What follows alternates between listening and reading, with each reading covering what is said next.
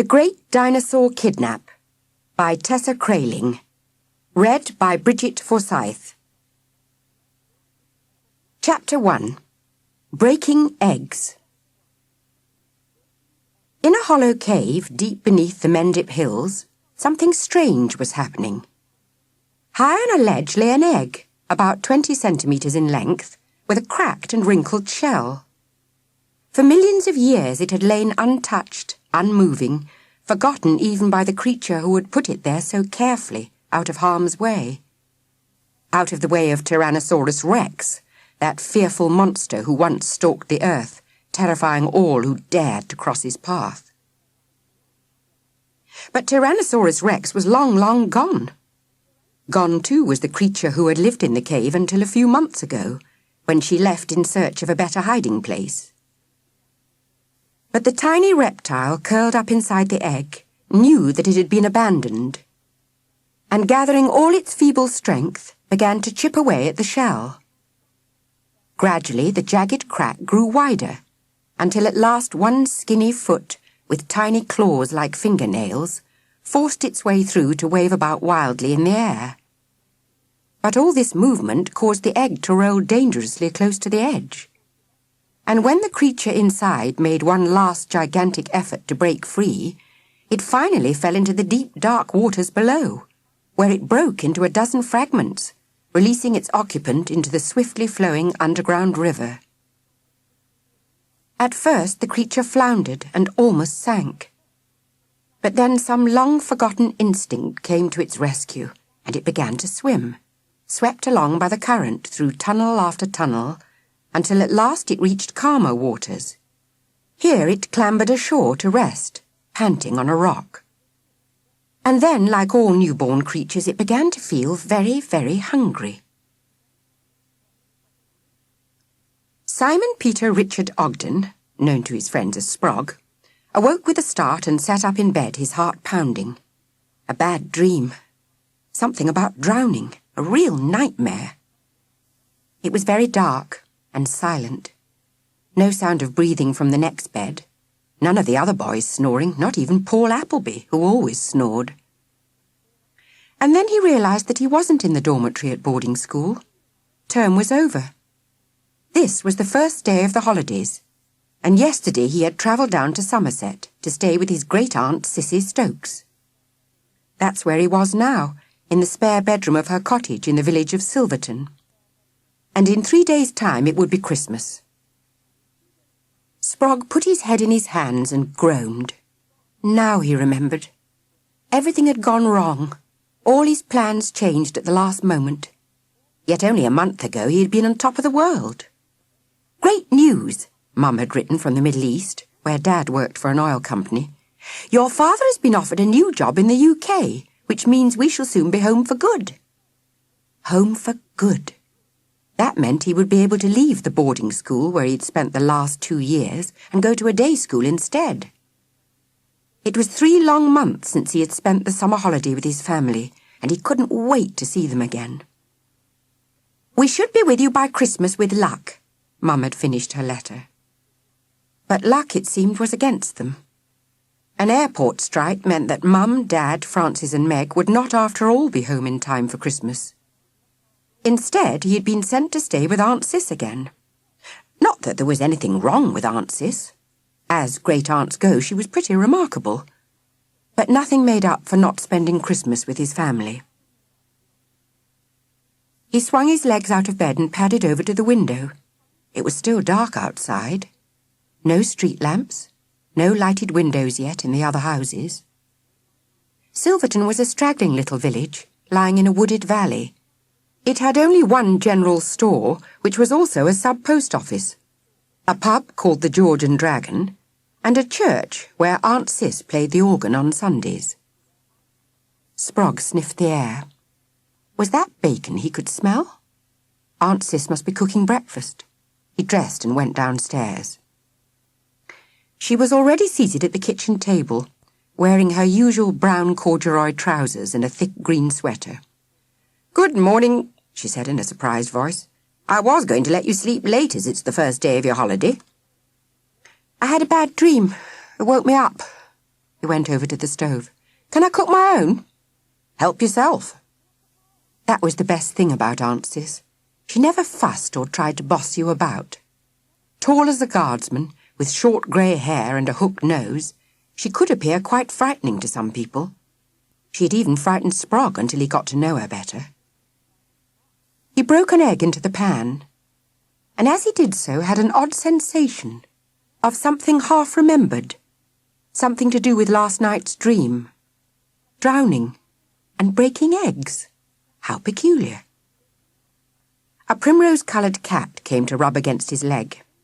"So-so remembers me," he said, pleased. "She says she's glad to see me again." Aunt Cis smiled. "I'd forgotten about you and animals." She meant, of course, the curious gift Sprog had for talking to animals in thought language without having to say a word. He must have had it always, but didn't discover it until he came to stay with her last Easter. That's when it had led him into the biggest adventure of his life. He carried his breakfast over to the table and sat down. Gosh, he was hungry. And he cooked it to perfection. Bacon done to a crisp, fried egg firm and crinkly round the edges, mushrooms browned but not burnt. "This is great," he said, tucking in. "I'm glad to see you've still got a good appetite." Aunt Cis poured some orange juice into a glass and pushed it across the table towards him. "I was afraid you might be feeling fed up." "Just a bit," he admitted, "but I like it here." He fed So-So his bacon rind under the table. "Even so, it can't be much fun having to come and spend Christmas with an old fogey like me." "You're not an old fogey," he assured her. "Some folk around here might disagree on that score," she said in a dry tone. "Still, we'll do our best to make things go with a swing." "We?" He looked up hopefully. "Is Talker here?" "Sadly, no. He took off into the blue about a month ago and I haven't seen him since. But then you know what he's like." Sprog did indeed know. Talker Harris, so called because talking was what he did best, was a travelling man by nature. Once he had been a truck driver for the haulage firm owned by Aunt Cis's brother, but since he had grown too old for the job, she let him live in the loft above the barn. In return, he looked after her ancient car and did odd jobs for her. That is, when he was around. He had a habit of disappearing suddenly, without warning, and not coming back for weeks. "That's a pity," said Sprog. "I was thinking I might go up to the caves this morning, but if Talker's not here, I can't." "Why not?" "Because you always say that I mustn't go exploring on my own. Last time I was here, you made me take Talker with me." Aunt Cis smiled. "And a fat lot of help he turned out to be." Sprog smiled as well, remembering how poor old Talker had spent most of the time with his hand over his eyes for fear of seeing what he thought was a dragon. But of course it hadn't been a dragon at all. It had been a dinosaur called Minerva. Aunt Cis said, "Won't it make you rather sad to visit the cave again, knowing that this time it'll be empty?" "Yes, I expect it will," Sprog admitted. "But I want to go. I feel I have to, although I'm not sure why. Except that it had something to do with his dream, the dream that had woken him up." "In that case, you must go," said Aunt Cis. "On my own?" he asked, surprised that she should give in so easily. "Certainly not." She poured herself another cup of tea. "In the absence of Talker, you'll have to make do with me. As soon as it's properly light, we'll make a start. Now finish your breakfast."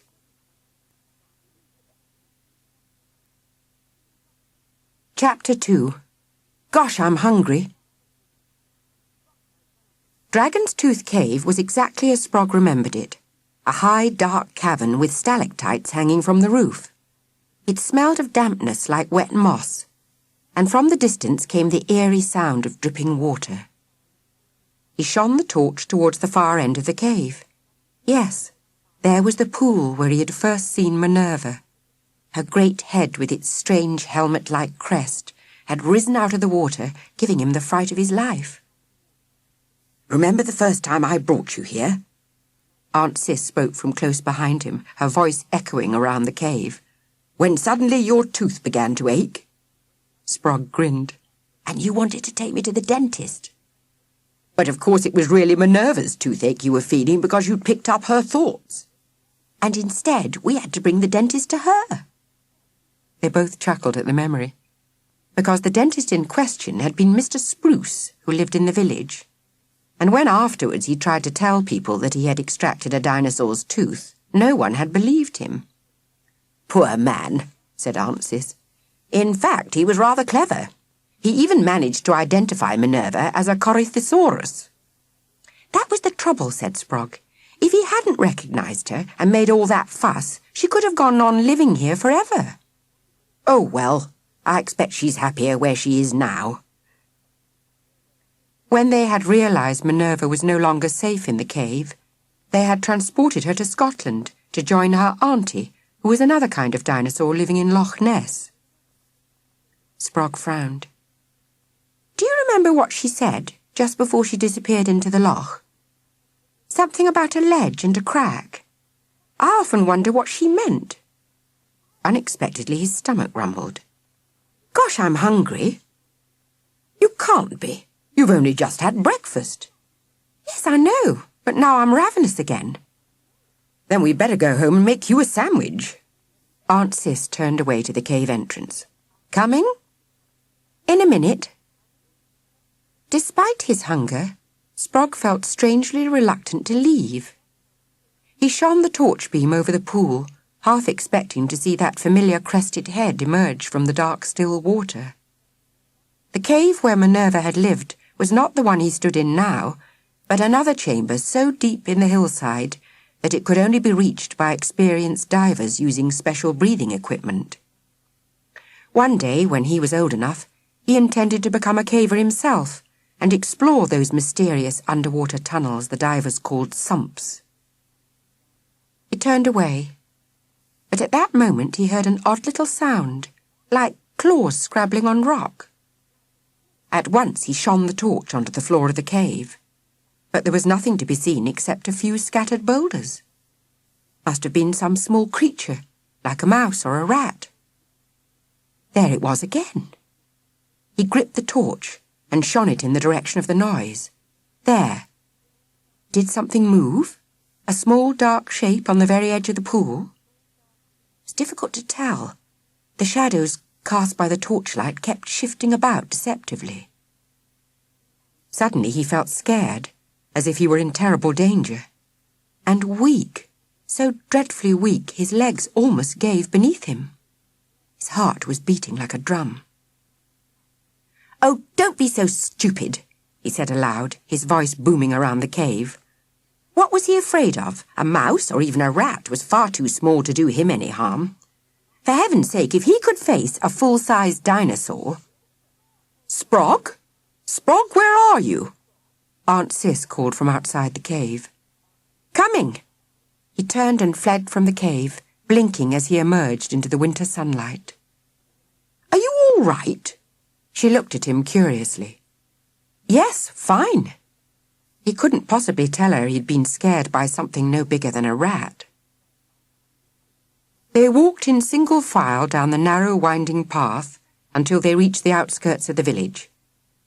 Most of the houses in the high street were about 100 years old, and some, like Dolphin Cottage, where Aunt Cis lived, dated back even further. But there was one square, modern house that stood out like a brand-new book on a library shelf. As they approached it, Sprog quickened his step, anxious to get past as quickly as possible. "Hello, Sprog," called a high voice. Inwardly he groaned, and turned to see Charlotte, the youngest spruce girl, hanging over the front gate and smiling at him widely.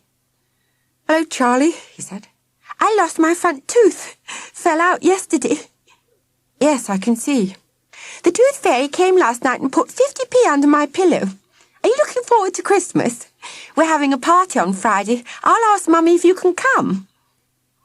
"I don't think," he began, then stopped as Charlie's older brother and sister appeared behind her. As usual, they looked unbelievably tidy, with pink scrubbed faces and neatly brushed fair hair. "Charlotte," her brother's voice was stern, "come away from there." "But Jonathan, it's Sprog. Don't you remember him? He came to stay with his auntie last Easter, and he—" "I remember him, all right. Jonathan said grimly. Now do as I say and come indoors. But I want to ask him to our party. We've got too many people coming already. Caroline came closer and seized Charlie by the hand. She gave Sprog a chilly, insincere smile.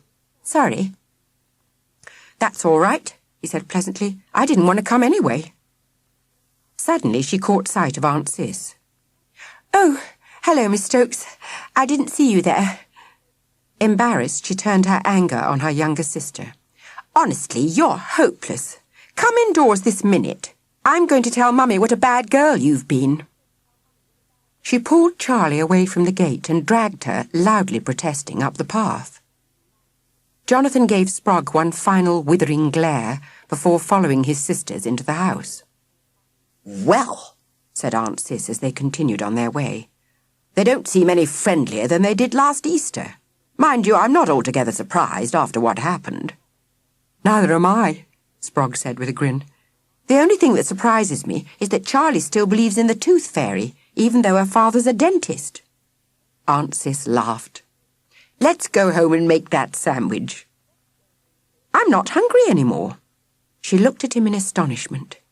5 minutes ago you said you were ravenous. Yes, I know, but now I'm not, he added apologetically. I don't know why.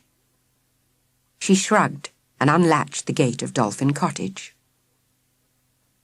He's back, Jonathan informed his mother as soon as they got inside the house. Who's back? Inquired Mrs. Spruce. That boy, said Caroline. You know, Miss Stokes' great-nephew who came to stay with her last Easter. His name's Sprog, said Charlie, and I like him. Mrs. Spruce, tall and willowy, looked fearfully at her children. Not the boy who started all that nonsense about a dinosaur living up in the caves. Jonathan nodded. That's him. The one Dad said kidnapped him and made him take its tooth out. Oh, dear. She sank weakly into the nearest armchair. And just when he seemed to have forgotten about it. He hasn't mentioned it for weeks. I was hoping he'd made a complete recovery. She turned to Charlie. Please, you mustn't tell him. Not a word. And promise me, all of you, that you'll keep away from that boy. As long as your father doesn't know he's here, everything may still be all right. Solemnly they promised. But Charlie kept her fingers firmly crossed behind her back.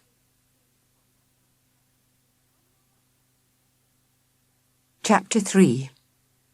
Mama!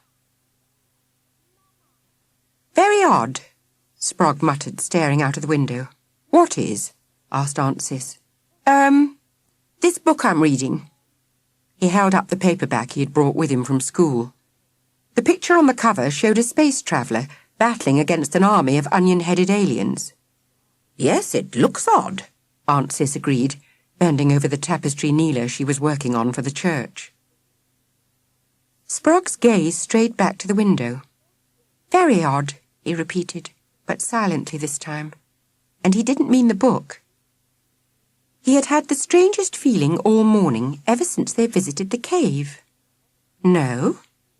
Now he came to think about it, he realized it had started before then, with the bad dream that had woken him up. A kind of restlessness that made it impossible for him to sit still for longer than 5 minutes at a time. He put the book aside and stood up. Going somewhere? Inquired Aunt Cis. Up to my room, I think. But he hovered uncertainly, digging his hands into his pockets. It's a pity about the Spruces, she remarked. If only they were friendlier, Jonathan would make a good companion for you. Yes, he said doubtfully. He couldn't imagine himself ever becoming good companions with Jonathan Spruce. She put down her tapestry and looked at him with concern. This isn't much fun for you, is it? If you like, we could go into Bath this afternoon and look at the Christmas decorations. Sprog brightened at once. I could buy some presents. I've got a bit of money saved up. Good idea. Then you can have them already wrapped up before your family arrives. After lunch, Aunt Cis backed the ancient Morris Oxford out of the barn and told Sprog to jump in. I didn't know you could drive, he said, surprised. Course I can drive. It's just that when Talker's around, I let him do the driving because he enjoys it so much. She reversed very fast out of the gate and into the road. It was a good thing there wasn't anything coming, Sprog thought. A car journey with Aunt Cis turned out to be every bit as hair-raising as a car journey with Talker. She drove as though she owned the road, weaving in and out of the Bath traffic with a fine disregard for pedestrians and other motorists, eventually beating an irate-looking man to the last space in the multi-storey car park. "It's all right, I know him," she told Sprog, when he mentioned that the man was shaking his fist at her, and she waved back cheerily, as if in acknowledgement. Bath was full of people doing their last-minute Christmas shopping. Sprog bought a silky green scarf for Mum, a board game for Francis, and a doll for Meg, who was only 5. "What about your father?" Aunt Cis asked when they stopped for tea in the assembly rooms. "He's quite keen on bird watching." Sprog bit into a sugary Bath bun. "I thought I might get him a book."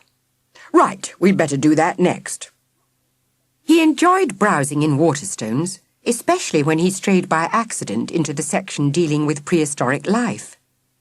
Naturally, when he saw a picture of a Corythosaurus on the cover of a large, brightly illustrated book, he couldn't resist looking inside. And once he had started reading, he found it difficult to stop. "How about this one?" Aunt Cis appeared beside him, holding a compact birdwatcher's guide. "It's only just been published, so your father can't possibly have it already." "That looks great." He took it from her and leafed through the pages. "If I buy it, how much money will I have left?" Aunt Cis counted up. "About £3. The dinosaur book was £7.99. Regretfully, he put it back on the stand and paid for Dad's birdwatcher's guide. Then, leaving Aunt Cis still browsing, he slipped away and used the remaining money to buy a present for her, a pencil and pen set in a special gift pack. On the journey home, he was silent and preoccupied. Strangely, although he had only just eaten a Bath bun, he felt hungry again. And he found himself thinking back to this morning, when he had been seized with violent hunger pangs in the cave for no reason at all. Rather like the time he had felt toothache, and it had turned out to be not his tooth that was aching, but Minerva's, because he had picked up her thoughts and also her pain. What if... "It's getting dark," Aunt Cis remarked, peering through the windscreen. "I better switch on the lights." Suddenly, Sprog realised what had been niggling at him all day. What if it was not his hunger he had felt, but someone else's? Someone hiding in Dragon's Tooth Cave, as Minerva once hid. That scrabbling noise he had heard. "I have to go back," he said aloud. "To Bath?" Aunt Cis sounded astonished. "But I thought you'd done all your shopping." Yes, I have." Of course, he had meant go back to the cave, not Bath. But it would be hard to explain, even to Aunt Cis, why he felt such an overpowering need to return. Realising she was still looking at him oddly, he added, "But I didn't get any cards." "You can do that tomorrow in the village. The shop has quite a good selection." "Oh, right." They went on driving, Sprog still busily thinking. He wouldn't be able to go back to the cave tonight. It was nearly dark already. No, he would have to wait until tomorrow. But who could he take with him? If only Talker was here. "Pity about the spruces," Aunt Cis had said. "Jonathan would make a good companion for you." Supposing he tried again to be friendly with Jonathan. If there were 2 of them, Aunt Cis would raise no objections to them going up to the caves. "If one person gets into trouble, then the other can go for help," was what she always used to say. By the time they reached Dolphin Cottage, Sprog had made up his mind. Tomorrow morning he would go to the Spruce's house and ask Jonathan if he'd like to go exploring with him. No need to explain why. Just say he wanted to visit the caves. The last rays of the setting sun slanted through the entrance of Dragon's Tooth Cave, making a golden pattern on the floor. Feebly, the newly hatched Corythosaurus raised his crested head and blinked. He was too tired now to be hungry. His claws were sore from scrabbling over the rocks in search of food. He knew he needed food, although he did not know what it looked like or where to find it. something else he needed too, something huge and scaly and comforting. But he didn't seem able to find that either. All day he had lain amidst the pebbles. Two tall creatures with loud booming voices had come to stand very close to him, bringing light on a stick. He had tried to make them see him, but they had stayed only a little while and then gone away. Now the cave was empty again, except for the golden bars lying across the floor. Perhaps if he crawled a little closer, he might find whatever it was he needed. With a gigantic effort, he raised himself up on his short front legs and began to drag himself towards them. Such a long, long way. And when at last he reached the spot where they were lying, he found they had disappeared, vanished, seemingly into thin air, leaving the cave frighteningly dark. Cold and starving and scared, Minerva's son opened his mouth to utter his first instinctive cry. "Mama!"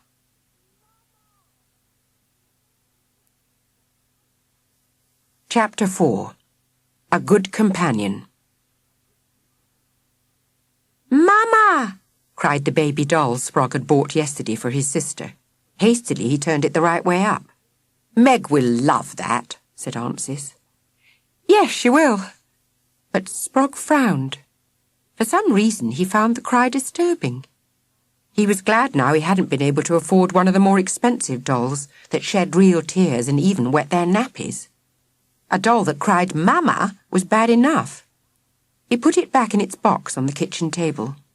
"Aren't you going to wrap it up?" asked Aunt Cis. "I thought I'd go into the village first and choose some cards." "Fine. And while you're at the post office you can get me some stamps." She picked up her handbag, a capacious affair made of sagging leather, and rummaged inside it for her purse. 20, please, second class." He took the money she held out to him and put it in his pocket. "I thought I'd call into the Spruces on the way to see if Jonathan wants to come out." She looked a little surprised, then nodded. "Yes, why not give him a second chance? He can't get much fun out of life being so disagreeable." Sprog went to the door. "I may be gone some time." "Be as long as you like." She gave him a shrewd look. "I know I can trust you not to do anything stupid." "I won't," he promised with a clear conscience. Even if she thought him stupid to go back to the cave, at least he was obeying her order not to go alone. All he had to do now was persuade Jonathan Spruce to be his good companion. He collected the torch and took the path across the field, thinking that if he approached the house from the back, he'd be less likely to bump into one of the Spruce parents. With luck, Mr. Spruce would be away at his surgery in Bristol. But Mrs. Spruce had made it quite clear in the past that she disapproved of Sprog strongly, and she would certainly not encourage a friendship between him and any of her children. Halfway across the field he paused for a brief conversation with Samson, the old grey horse, now enjoying an honourable retirement. "Don't worry," he said. "You're quite safe. Minerva's miles away, right up in Scotland." Samson admitted he was relieved to hear it. He had never forgotten his first terrifying sight of a huge prehistoric monster lumbering through his field. Sprog peered over the gate into the Spruce's back garden. At first it seemed empty, but then he spotted Jonathan kicking a football around looking bored. This, he decided, was a hopeful sign. "Hello," he said. Jonathan straightened and looked around to see where the voice came from. When he spotted Sprog on the other side of the fence, he glowered and said, "Push off!" Not a promising start. Sprog decided to ignore it. "Would you like to come exploring with me?" Jonathan stared at him. "What?" "Exploring," Sprog repeated. "Up to the caves." "Are you bonkers or something?" "Probably," he agreed, thinking he must be bonkers to imagine he could hold a normal, friendly conversation with Jonathan Spruce. "But Aunt Cis won't let me go on my own, so I need someone to come with me." Jonathan moved closer to the fence. "Listen, last time you came here, you dragged my father up to those caves, and he's never been the same since. My mother hates you, I hate you, Caroline hates you." "Charlie doesn't," Sprog interrupted. "She's only a kid, And don't call her Charlie. Her name's Charlotte. He put on a menacing scowl. Now clear off. You don't want to come with me, then? What do you think I am, an idiot? Sprog considered the question. No, he said slowly. No, not an idiot. I'd say you were more of a wimp. Furious, Jonathan took a step nearer, bunching his fist. Get lost, Sproggo, and don't come back. Wouldn't dream of it, Sprog said obligingly. He continued walking across the field, determined not to give Jonathan the satisfaction of knowing he had messed up his plans. Of course, he could always go up to the cave on his own. But Aunt Cis trusted him. On the other hand, he felt more strongly than ever that he must go to the cave. Sprog, wait for me! He turned around to see Charlie Spruce stumbling across the field after him. She was dressed in jeans and a hooded jacket, and her face was smeared with mud. I'll come, she panted when she caught him up. He stared at her, not comprehending. I'll come with you to the caves, she said. I heard what you said to Jonathan. I was playing hide-and-seek in the bushes by myself. Are you going to look for another dinosaur? No, of course not. He realised he had snapped at her and was immediately ashamed. It wasn't her fault that her brother was such a pain. Sorry, he went on in a kinder tone, but you can't possibly come with me. You're too young. People always say that. Her blue eyes filled with tears. Jonathan and Caroline say it all the time, but I'm not young really. I'm nearly the oldest in my class. Sprog thought quickly. As long as he had someone with him, he would be obeying Aunt Ciss's wishes. And if by some chance he did get into trouble, Charlie could easily run down to the village with a message. She might even make a better companion than Jonathan, because she wouldn't ask so many questions. Well, OK, he said, but you mustn't come into the cave. You have to wait outside, do you understand? She nodded, her eyes glowing. Come on, then. She followed him across the field, half running to keep up with the pace he set. As they climbed the steep hillside towards the area known as Tybor Rocks, where the caves were, she kept up a breathless, one-sided conversation. Mummy's ever so worried because you've come back. She thinks if Daddy sees you, it'll remind him about the dinosaur. And then he'll get upset again and start talking about when he pulled its tooth out. She made us promise not to tell him. Did the dinosaur get 50p? This last remark stopped Sprog in his tracks. What? From the tooth fairy? Oh, I see, he grinned. No, I don't believe she ever did. I expect the tooth fairy was too scared to come close. They arrived at the cave entrance. Sprog said firmly, This is where you have to wait for me. You can sit on that rock over there. Charlie's mouth turned down at the corners. But I want to come inside. You wouldn't like it. It's dark and you'd be scared. No, I wouldn't. Anyway, you've got a torch. But you're the lookout. I'm depending on you to keep watch, and if anyone comes, you have to warn me. He added persuasively, It's a very important job, Charlie. She hesitated, then said, Oh, all right. He breathed a sigh of relief. If I'm not out in 10 minutes, give me a yell. And if I don't answer, you better go for help. But don't worry, I'll be back long before then. I haven't got a watch, she said. You can have mine. He took off his red and grey digital watch and handed it to her. Look, it's 10:20 now. When the figures say 10:30, that means the time's up. She strapped it onto her wrist and stared down at its face. 10:30, she muttered to herself. 10:30 time's up. Sprog switched on the torch and entered the cave. Chapter 5. Only a Baby. Sprog shone the torch over the glistening cave walls and down to the floor. Nothing to be seen. Nothing to be heard except the faint drip, drip, drip of running water. What did he expect to find? Are you going to look for another dinosaur? Charlie had asked, and he had snapped, Of course not. But that was not strictly true. Secretly, he couldn't help hoping that he might find another Minerva. Impossible, of course. Minerva was unique, the only Corythosaurus still alive. At least he hoped she was still alive, swimming happily in the waters of Loch Ness. Mama! He jumped. Meg's doll? Here in the cave? No, he must be imagining things. He hadn't really heard the cry. It was just a thought that had come into his mind. A thought. He stood still, hardly daring to breathe, and swung the torch again over the cave floor. He had not moved far from the entrance.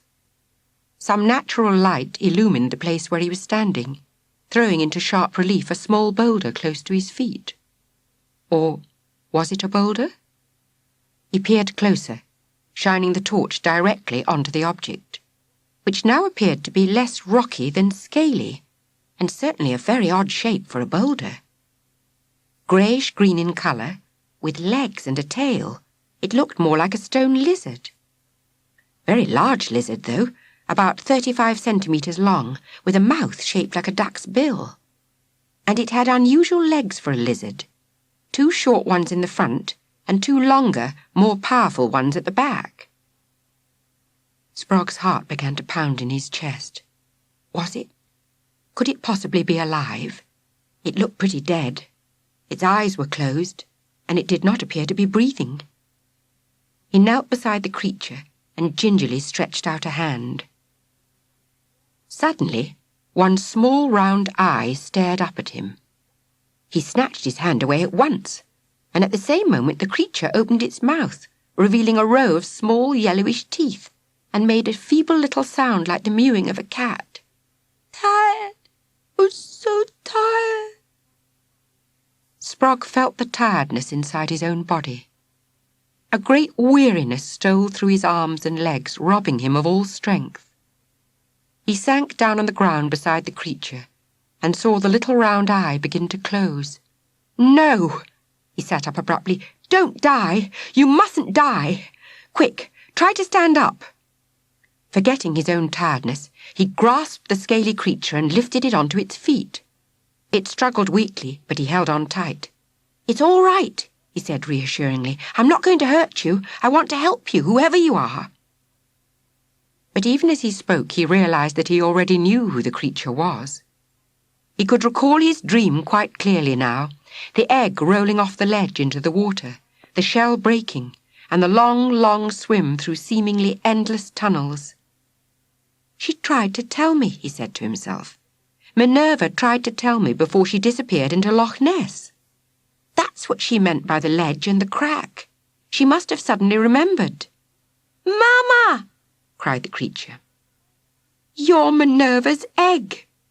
Sprog stared at it in wonder. Now he looked at it properly, he could see the resemblance. Except that it had only the beginnings of a crest on its head, not a proper helmet like its mother. "That's who you are. You're a baby Corythosaurus." "Mama!" it cried again plaintively. "And you're hungry!" He sprang to his feet. "Wait here. I'll be back." He raced out of the cave and began to tear up grass and ferns, any kind of vegetation he could lay his hands on that was growing close to the entrance. Corythosaurus were not carnivorous dinosaurs. They fed only on plant life. Poor little thing, it must be starving. No wonder he'd felt those hunger pangs yesterday. "Sprog, what are you doing?" He jumped guiltily. He'd forgotten Charlie. She stood close beside him, holding out her wrist to show him his watch. "It's not 10:30 yet," she told him sternly. "Your time's not up." "I'm going back," he said. "It's just that I need some grass." "What for?" Food." "You like to eat grass?" She looked amazed. "Not me," he thought quickly. This situation could be dangerous. If Charlie were to see Minerva's baby and tell her father, it might lead to all sorts of trouble. Somehow he had to find a way of putting her off the scent. "I found a lizard," he told her. "I think it's injured or something. Anyway, it needs food." "Oh, can I look?" "No, you stay here and keep watch." Turned back to the cave. "But I want to see the lizard." She followed him through the entrance and peered into the darkness. "Is that it, lying on the floor?" "Yes, but don't come any closer. You might frighten it." He knelt down beside the creature and dangled the grass in front of its nose. "What's it doing?" Charlie asked. "Nothing." "Why isn't it eating the grass?" "I don't know." He pushed some fern fronds right up against the creature's lips. "Eat," he urged in thought language. "You must eat, otherwise you'll die." It stared up at him with sad, bewildered eyes. "Milk," he exclaimed. "I expect that's what it needs. It's only a baby, too young to eat grass. Perhaps it needs some milk." "It doesn't look like a baby to me," Charlie remarked, edging a little nearer. "It's enormous, more like a crocodile than a lizard." "Stay where you are!" She jumped back hastily. "Sorry," muttered Sprog. He hadn't meant to startle her, but he couldn't risk her coming too close. If she were to describe in detail what she'd seen to her father... He made a swift decision. "I'm going to take it down to Aunt Cissie's," he said. "I'm sure she'll know what to do." He peeled off his jacket and wrapped it around the creature's body like a shawl, leaving only its strange duck-billed head poking out. It struggled a little when he lifted it up, but then the warmth seemed to have a calming effect. Holding it carefully in his arms, he walked towards the mouth of the cave. "Won't your auntie mind?" Charlie asked, trying to get a better look at the creature's face. "My mummy would be furious if I took a crocodile home. She won't even let me have a kitten." "Aunt Cissie's different, thank goodness," he added silently. He set off down the path, with Charlie close on his heels, and again took the shortcut across the fields. When they reached the gate leading to the spruce's back garden, he stopped and said, "Goodbye, Charlie. You better go indoors now, or your mum will be wondering where you are." Charlie's mouth drooped with disappointment. She opened the gate, then turned back to ask hopefully, "Is it a secret? Do you want me to promise not to tell anyone?" Sprog hesitated. If she was anything like his sister Meg, she wouldn't be able to keep a secret, and as long as nobody guessed what they had really found, there would be no danger. "It might be best if you didn't mention the cave," he said. "But you can say we found a lizard, if you like." "I'll tell them we found a crocodile," Charlie muttered rebelliously as she closed the gate behind her. Sprog hurried on, knowing he must get back to Dolphin Cottage as soon as possible if he was to save the life of Minerva's baby.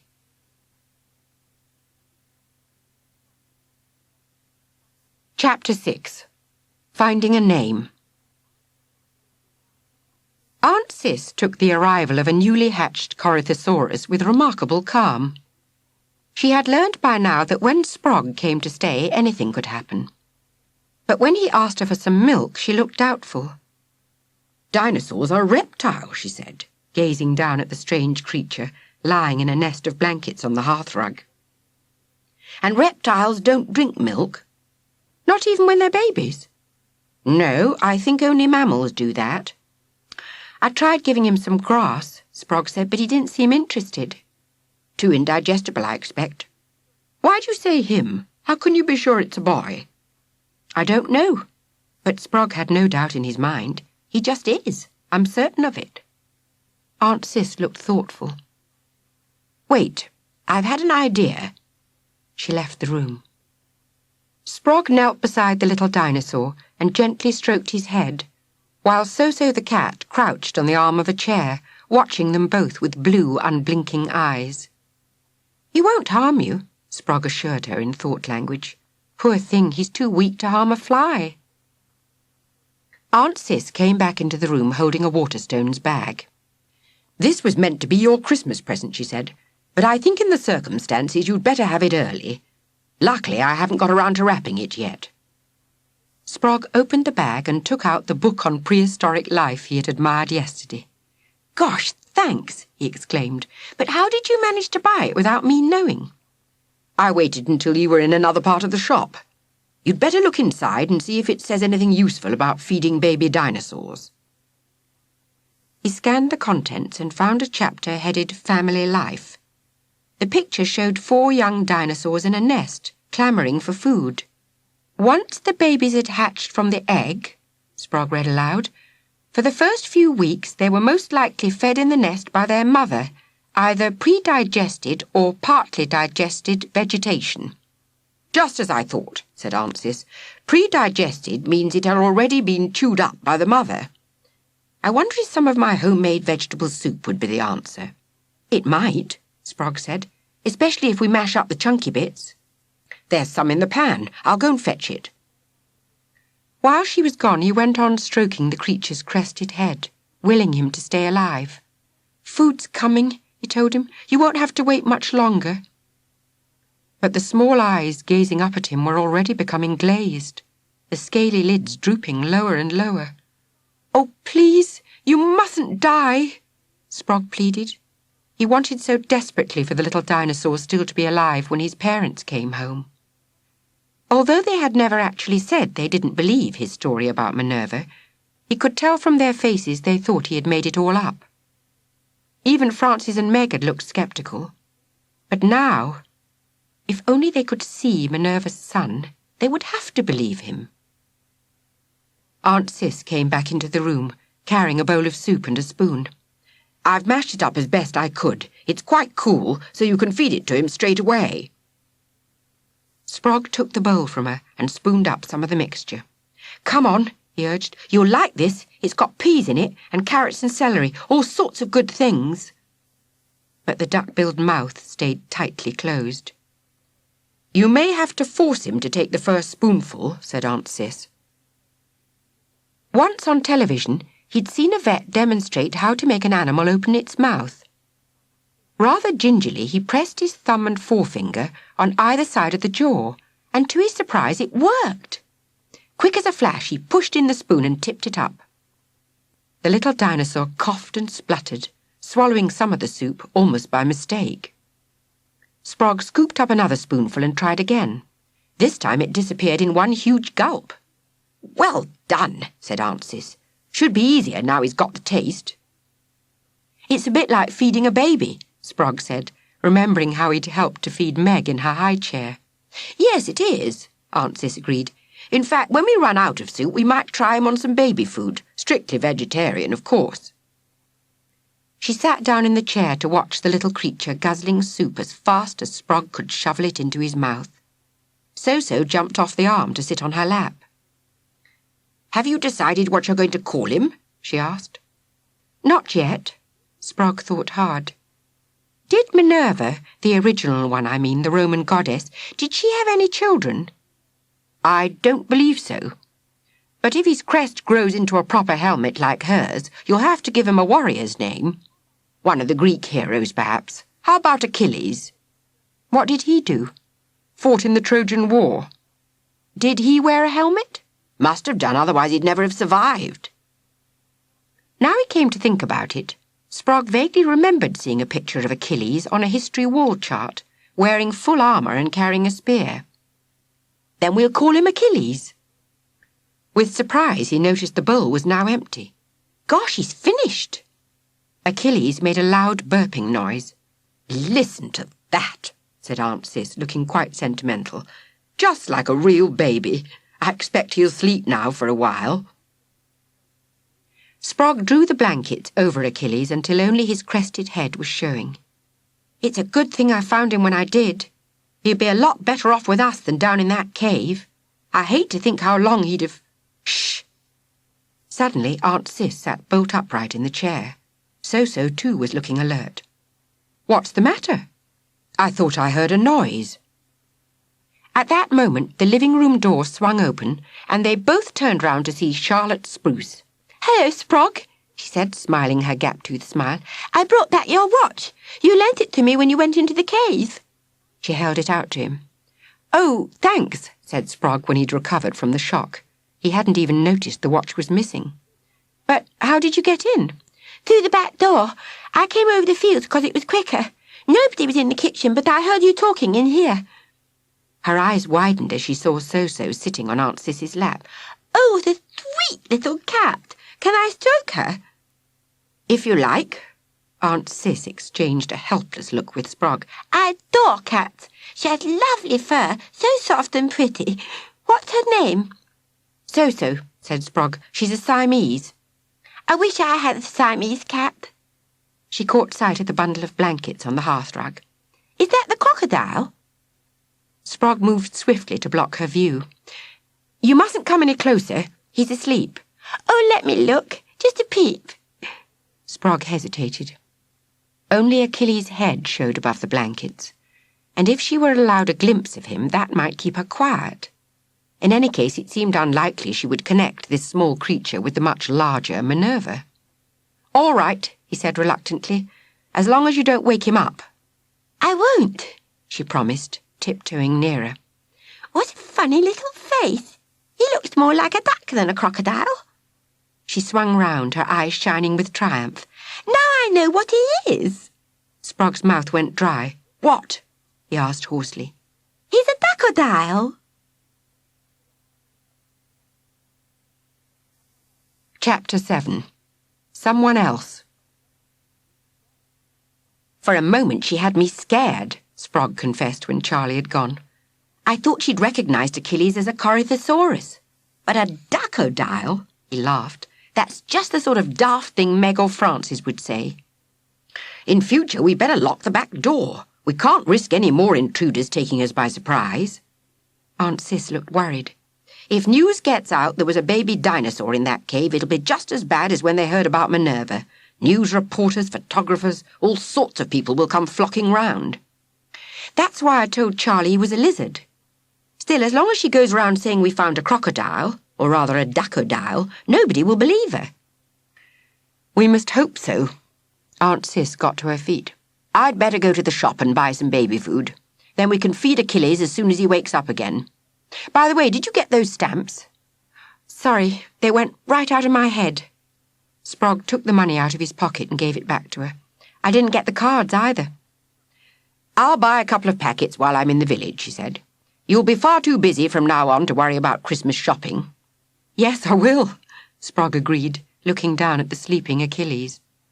"And when I come back, we must decide what's to be done about Achilles' future." She picked up her leather handbag and went into the hall to put on her outdoor coat.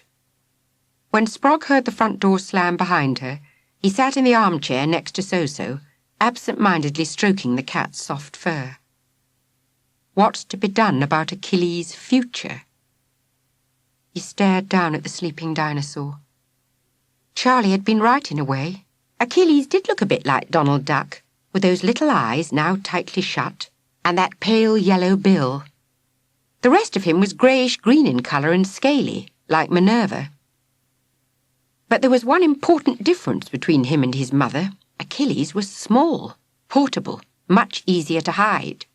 He could be kept in a secret place and no one need ever find out about him. In other words, he was pet-sized. Sprog had hated saying goodbye to Minerva. He often thought about that moment, when he'd stood on the banks of Loch Ness, watching her sink beneath the waves. And she had hated leaving him, he was sure of that, even though she had gone to join her auntie. But with Minerva there had been no choice. She couldn't possibly be kept as a pet. She was just too big. But Achilles wasn't. Of course he'd grow bigger in time, but not for years and years. And in the meantime... Sprog felt a shiver of excitement run down his spine. In the meantime, he had a baby dinosaur to look after. Maybe this wasn't going to be such a bad Christmas after all. Mr. Spruce, tired of drilling holes in his patient's teeth, decided to knock off early and go home. After all, it was nearly Christmas, and most people had stopped work altogether. As he drove through Silverton High Street, he saw Miss Cissy Stokes come out of the village shop with a bulging leather bag, and as usual the sight of her made him thoughtful and a little depressed. He found his family seated around the breakfast bar in the kitchen eating pizza. "Christopher," exclaimed his wife, "what on earth are you doing home at this hour? Are you feeling ill?" "No, I'm fine," snapped Mr. Spruce. Over the last 2 days she had shown unusual concern for his health, which he found annoying. He helped himself to a slice of pizza and hoisted his rather large bottom onto the stool next to Jonathan. "By the way, I saw Miss Stokes just now as I drove through the village. I wonder if she's heard from him." They all stopped eating to stare at him. "From him?" repeated Mrs. Spruce, pressing a nervous hand to her throat. "That great-nephew of hers, the one who came to stay with her last Easter. I thought she might have heard from him as it's Christmas." He glanced around the table at their faces. His wife's had gone pale, Jonathan's was turning pink, Caroline's wore an anxious expression, and Charlotte's looked as if she might go off bang at any minute. "What's the matter?" he demanded. "Have I said something I shouldn't?" "Of course not, dear," Mrs. Spruce hastened to assure him. "It's just that we thought you'd forgotten about "About the time I saw a dinosaur," he interrupted. A nerve began to twitch in his temple. "No, I haven't forgotten. It's not the sort of thing one does forget in a hurry. Because I did see a dinosaur, no matter how hard everyone tries to convince me I didn't. And that young man, the one who calls himself Sprog, knows I did." You could have heard a pin drop on the kitchen floor. Everyone sat paralysed, staring at Mr. Spruce. His wife was the first to recover. "Well, dear, I'm sure you've had a busy day. We've been very busy, haven't we, children? Caroline, tell your father what you've been doing today." "I've been helping Mummy," Caroline told him. "We've been baking things ready for the party tomorrow. Cakes and meringues and stuff like that. We've got loads of people coming, at least 20. "Ah, yes, the party." Mr. Spruce made a mental note that he must find some excuse to be away from home tomorrow afternoon. Maybe he could fit in a round of golf. "And Jonathan's been—" Mrs. Spruce appealed wildly to her son. "Jonathan, tell your father what you've been doing." Nothing much," said Jonathan. "I played in the garden for a while by myself. Oh, and I saw that boy—" He stopped as Caroline kicked him under the table. "What boy?" asked Mr. Spruce. A boy from the village." Jonathan's face turned even pinker. "You wouldn't know him." In panic, Mrs. Spruce turned to her youngest daughter. "And you, Charlotte, tell Daddy what you've been doing." "Well," Charlie began reluctantly. "Actually, it's meant to be a secret." Jonathan and Caroline smirked at each other. Charlie flushed. "All right, if you must know, me and someone else went up to a place I'm not allowed to mention, and we found a crocodile." Jonathan looked scornful. "What on earth's a crocodile?" "Well, it's a sort of crocodile, but it's got a face like a duck." "A sort of crocodile?" Mr. Spruce smiled indulgently at his youngest daughter. "And you weren't afraid?" She shook her head until the curls bounced. "It was only a baby one. Please, Daddy, could I have a kitten?" "A kitten?" Mr. Spruce was taken aback. "Now, Charlotte," intercepted her mother, "you know very well I won't have animals in the house. Cats are nasty, dirty creatures. They spread all sorts of horrible diseases. Please don't mention the subject again." She got up from her stool and went to fetch a glass dish full of trifle. Charlie's mouth turned down at the corners. "But I don't want any old cat. I want a Siamese like Miss Stokes has got. Its name is So-So, and today when I went to her house she let me stroke it." At the name of Stokes, everyone drew a sharp breath. Mr. Spruce stared at his daughter. "Why did you go to Miss Stokes' house?" "To take his watch back." "Whose watch?"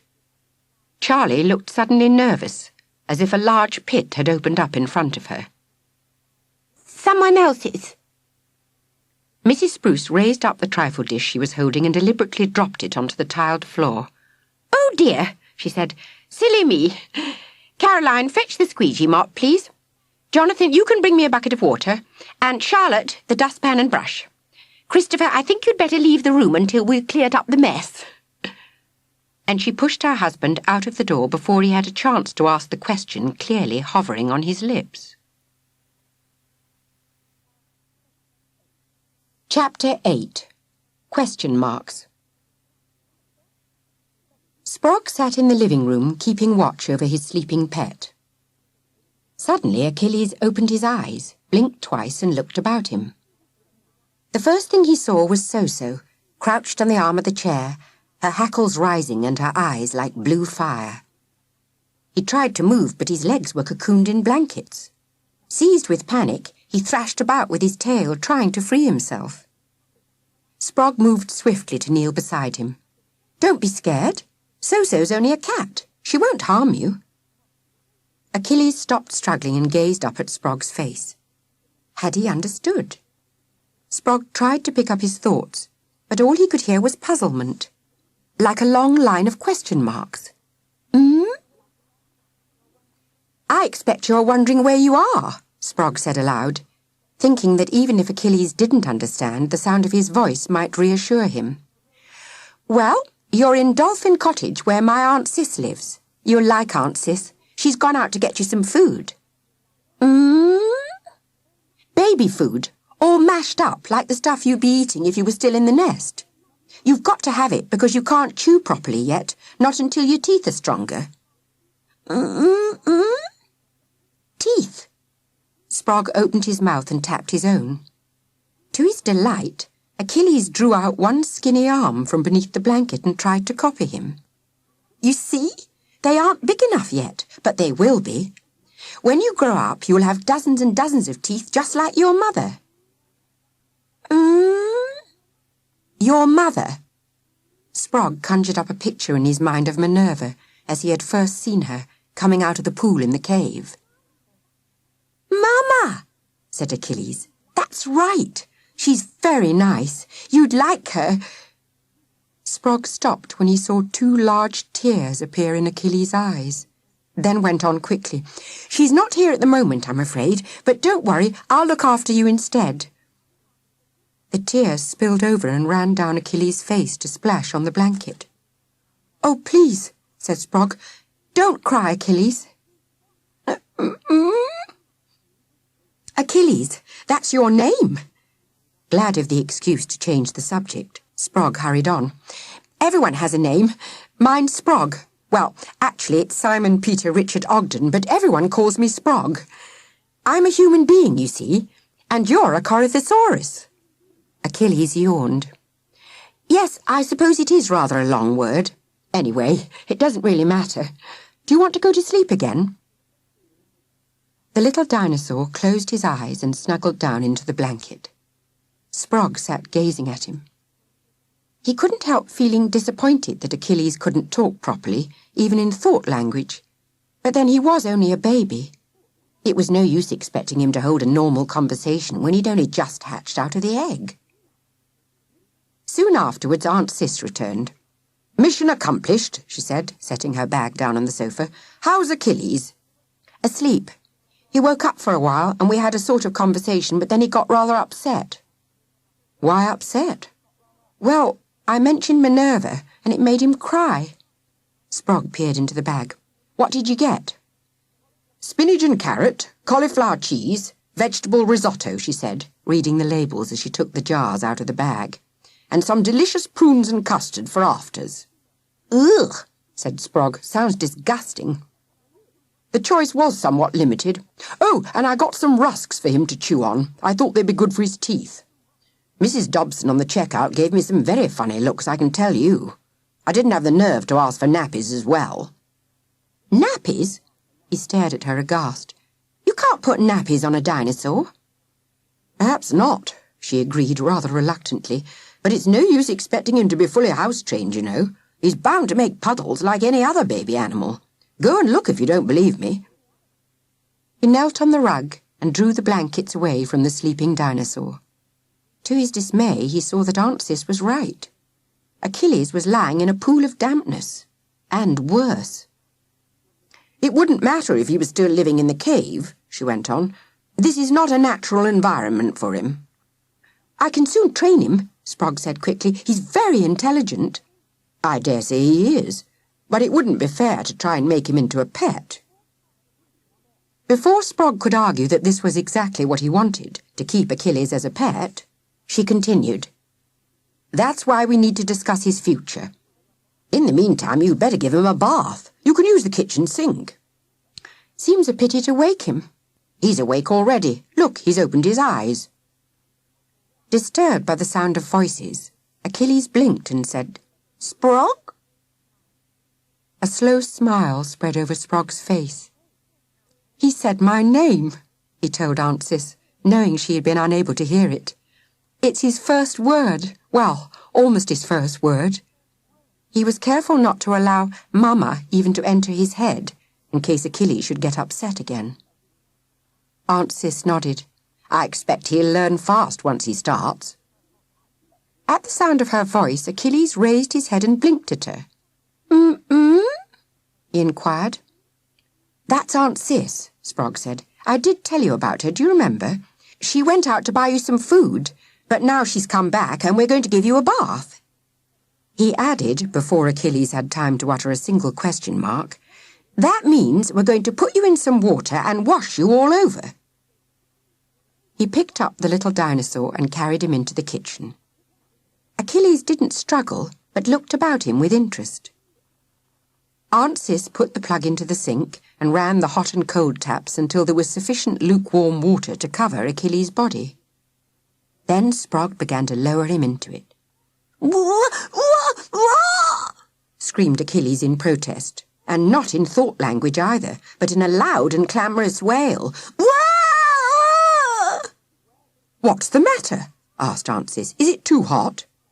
"No," said Sprog, hanging on tightly to the wriggling dinosaur. "He's afraid of the water. It reminds him of when he had to swim through the tunnel to get to the cave and nearly drowned." "Oh, dear." Hastily she rummaged in her bag. "Here, I bought this. Look, Achilles, it's a little yellow duck. Let's put it in the water and see it float." "Wah!" Achilles stopped in mid-yell to stare down at the bobbing plastic duck. Sprog looked at Aunt Cis and raised his eyebrows. "I saw it on the shelf," she explained, rather shamefaced, "and I thought he might like it to play with. He's only a baby, after all." Sprog grinned. "It looks a bit like him. At least the face does. Anyway, it seems to be keeping him quiet." Fascinated by the little yellow duck, Achilles allowed himself to be lowered into the water and thoroughly washed. He lay there happily, unresisting, until he discovered that if he flicked his tail, it made the water splash over the sides of the sink, drenching Sprog and Aunt Cis. A gleam came into his small round eyes. Splash, splash, splash, splash. "I'd better take him out," Sprog said, wiping the water droplets off his face. "He's nice and clean now, anyway." "I'll give you a hand with the drying," said Aunt Cis. Between them they managed to lift Achilles onto the kitchen table and rub him down with a towel.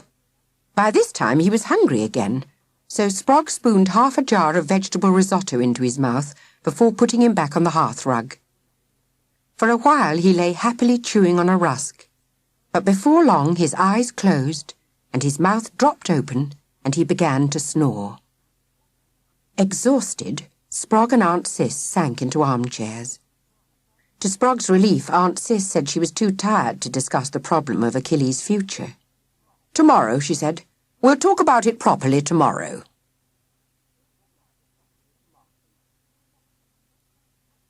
Chapter 9. A Full-Time Job. Next morning, Sprog awoke to find something heavy lying across his legs. "Get off, So-So," he muttered. The cat did not move.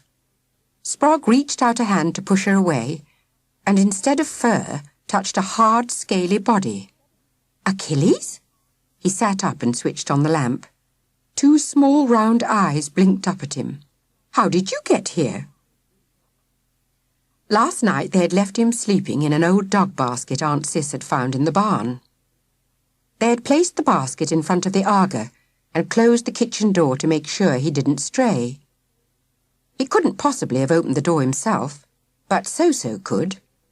So-So was a remarkably clever cat who had long ago mastered the art of jumping up to give door handles a nudge.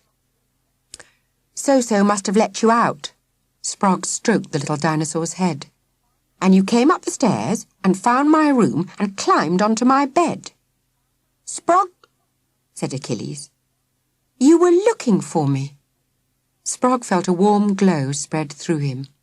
Already Achilles knew who he belonged to. He was going to make the perfect pet. "Food," said Achilles. "You're hungry? OK, I'll get dressed and then we'll go downstairs." He picked up his watch, the one Charlie Spruce had brought back yesterday. "It's very early, only 5:30. Perhaps we should wait a bit." "Food, food, food," Achilles insisted, bouncing up and down on the bed. "Oh, all right." Yawning, Sprog climbed out of bed. It was freezing cold and still dark outside. He started to take off his pyjama jacket, but Achilles bounced even harder. "Food, food, food!" Sprog gave up trying to dress. He shoved his feet into slippers, picked up Achilles and padded downstairs with a dinosaur under his arm. Still half asleep, he took a jar of prunes and custard from the larder and unscrewed the lid. "Food! Food! Food!" Achilles jumped up and down on the kitchen table, making it shake about on the stone flags. Hurriedly, Sprog took a spoon from the drawer and began to shovel prunes and custard into Achilles' demanding mouth. Now he knew why his mother used to say that looking after babies was a full-time job. As soon as Achilles had finished eating, Sprog gave him a rust to keep him quiet. "Ah, I thought I heard a noise." Aunt Cis came into the kitchen, her short grey hair still ruffled from sleep. "Did Achilles get you up early?" Sprog explained what had happened. "He's going to take a lot of looking after," he said, then added quickly, "but I don't mind. I want to keep him, Aunt Cis. When Mum and Dad come back, we're going to live in the country miles from anywhere. Dad says he's had enough of cities. He wants a large garden with plenty of trees to attract the birds, and probably a pond as well." Sprog stroked his pet scaly back. "Achilles will love it." Aunt Cis looked doubtful. "Don't you think he might be lonely?" "Lonely? Remember how you feel when you're away from your family. You can't wait to see them again, can you? You're longing for them to come home." "But Achilles doesn't have a family. He has a mother." "She's in Loch Ness," he added, before Aunt Cis could suggest they take Achilles up to Scotland. "At least, that's where we last saw her. But some people think there may be an underwater channel from Loch Ness into the sea, which is why they've never been able to find the monster. I read it in a book. That means Minerva could be miles away by now. She could be swimming in the Atlantic Ocean." "I doubt it. She's not an aquatic creature. More likely she'll have found a cave to live in." Sprog was silent, thinking about Minerva living somewhere in a Scottish cave. "Mama?" Achilles stopped chewing on the rusk. He raised his head to look inquiringly at Sprog. "Where's Mama?" "Miles away," Sprog repeated, only in thought language. "Miles and miles." Tears sprang into Achilles' eyes. He opened his mouth and wailed, "Whoa! Whoa! "Oh, Lord," groaned Sprog. "Quick, where's the plastic duck?" "Here." Aunt Cis pushed the duck under Achilles' nose. He stopped wailing at once and took hold of it with his two front claws. "I think he needs another bath," she said, wrinkling her nose. Sprog groaned again, remembering what a messy and exhausting job it had been last night. "Bath?" Achilles looked up hopefully. "Water? Splash? Splash?" "He's a quick learner," Sprog told Aunt Cis. "He knows quite a lot of words already." "Splash! Splash!" said Achilles, jumping up and down on the table. "Splash! Splash!" Much later that morning, when Achilles was bathed and had fallen asleep in his dog basket, and Aunt Cis and Sprog had had time to get dressed and have their own breakfasts, and So-So had been fed, and Sprog had sat down at the table to write the Christmas cards to his family he had felt too tired to write last night, there came a ring at the doorbell. "I'll answer it," said Aunt Cis. "You stay here and keep an eye on Achilles." Sprog went to listen at the kitchen door. He recognised Mrs. Spruce's voice at once. She sounded hesitant and anxious. "A very great favour," she was saying to Aunt Cis. "Oh dear, I don't quite know how to put this, but, well, I'd be so grateful if you didn't tell my husband that your great-nephew's staying with you over Christmas. It's just that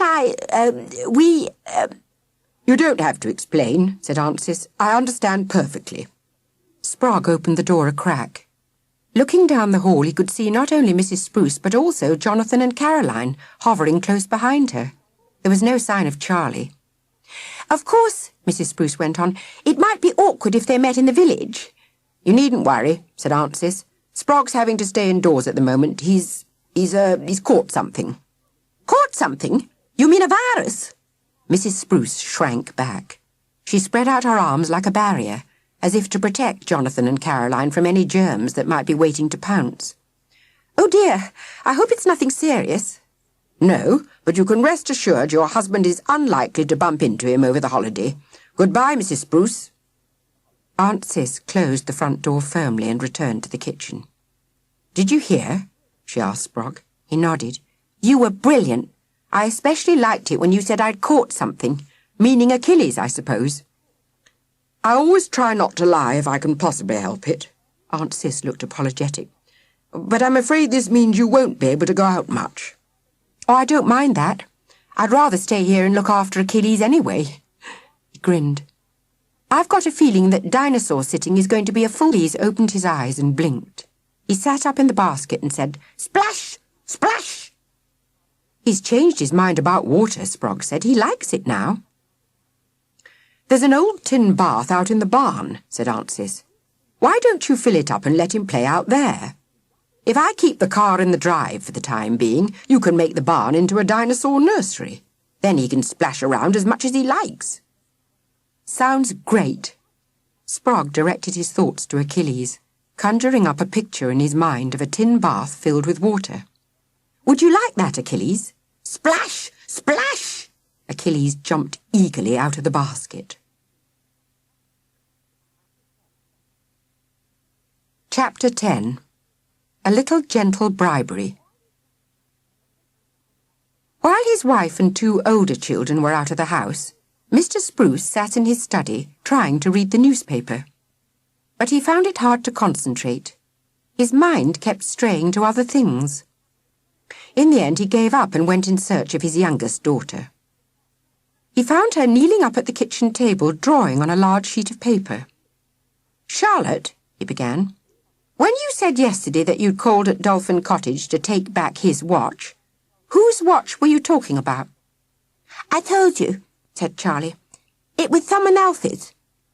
Yes, but who is this someone else? I can't say. She bent over the paper, sticking her tongue out with the effort of concentration. She was good at drawing, even her teacher said so. Mr. Spruce decided to try a little gentle bribery. Charlotte, dear, how would you like something special for Christmas? An extra present just for you alone? She looked up at him in astonishment. Me alone? Not Jonathan or Caroline? That's right. Anything you like. A new doll, perhaps? Or a... He broke off, staring down at her drawing. What on earth's that supposed to be? It's a crocodile. She gave her father a long, considering look. You know what I want. I want a kitten.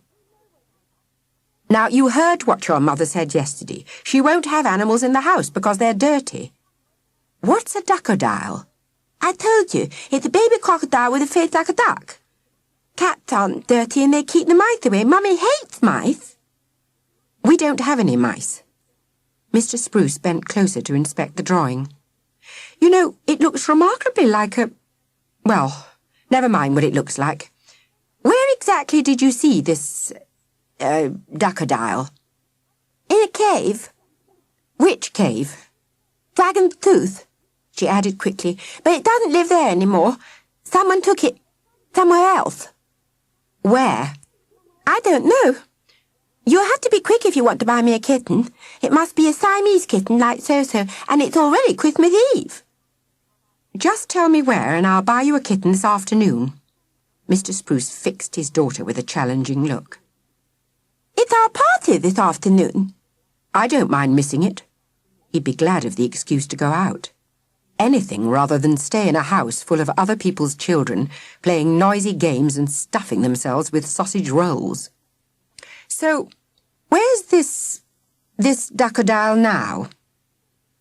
For a long moment, Charlie hesitated. Then she said, At Miss Stokes. Ah. A look of extreme satisfaction crossed Mr. Spruce's face. The barn made an ideal dinosaur nursery.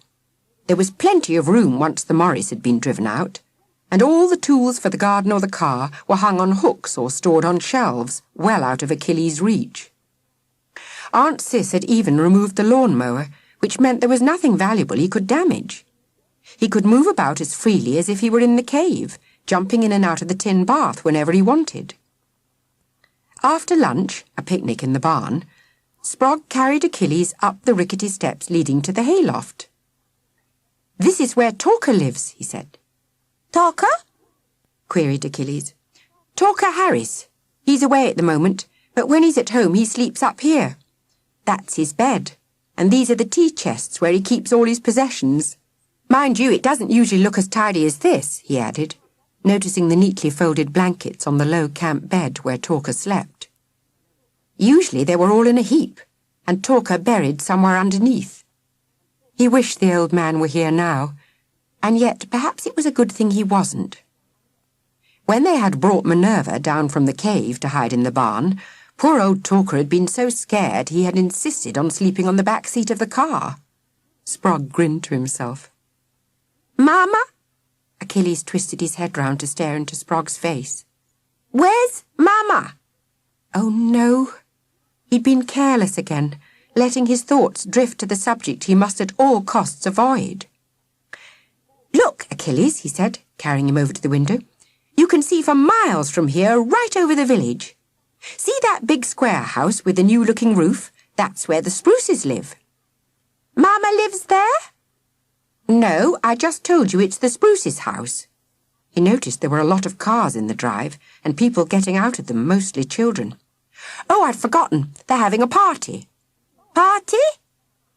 "Lots of things to eat and drink. I wasn't invited, thank goodness. I don't expect it'll be much fun." He spotted a large, burly figure hurrying away from the house. "Hello, there's Mr. Spruce. I wonder where he's going." Said Achilles, curling back his top lip. Sprog looked at him, surprised. "You don't like him?" "Oh, I suppose you picked up my thoughts again. But you're right, he's our enemy. You must never let him see you, Achilles, because he could be dangerous. Do you understand?" "Enemy," muttered Achilles, glaring out of the window. "That's funny. He's walking down the road. Usually he goes everywhere by car." Sprog pressed his nose against the glass, trying to follow Mr. Spruce's progress. "Perhaps he's going to the shops." "No, he's walked past the shops. He's coming in this direction. Oh, Lord, he stopped outside our gate." He dodged back quickly in case Mr. Spruce should look up at the barn window. Why had he come to Dolphin Cottage? Could Charlie have said something to make him suspicious? There must be a reason. He carried Achilles down the steps and set him on the ground. "I'm going to find out what's happening. You stay here, there's a good boy." "Good boy come too?" said Achilles anxiously, watching him open the side door of the barn. "I shan't be long, I promise." Sprog closed the door firmly behind him and dropped the latch. "Don't you dare let him out," he told So-So, who was crouching on the garden path. She assured him she had no intention of letting the creature out. Last night she had only opened the kitchen door because she wanted a little peace and quiet. He crept along the side of the house, bending low so that he could not be seen from the road. Taking cover behind a lavender bush, he peered round at the front path, then drew back hastily as he heard Mr. Spruce's loud voice booming on the doorstep. "Ah, Miss Stokes, sorry to bother you, but my daughter has asked me for a kitten for Christmas, and it seems she's set her heart on having one like yours. A Siamese, isn't it? I'd be glad if you could tell me where you got it." "I can certainly tell you, though it may not be of much help." Aunt Cis sounded decidedly frosty. So-So had been neglected by her previous owners and was taken by a neighbour to Mr. Hogben, the vet. He treated her until she was well again and then offered her to me, knowing I would give her a good home. "Ah, the vet. I'll call and ask him straight away. But I warn you, even if he does know of a Siamese kitten, he won't approve of you giving one as a present. Cats, like dogs, aren't just for Christmas." "Of course not, I realise that." Mr. Spruce suddenly put on a concerned voice. "How are you, Miss Stokes? Not too lonely, I hope?" "I'm never lonely, thank you, Mr. Spruce." "I see you've left your car in the drive. Not wise, you know, this weather. Better to keep it in the barn." Sprog drew in his breath. Surely Mr. Spruce couldn't have guessed the real reason for the car being in the drive.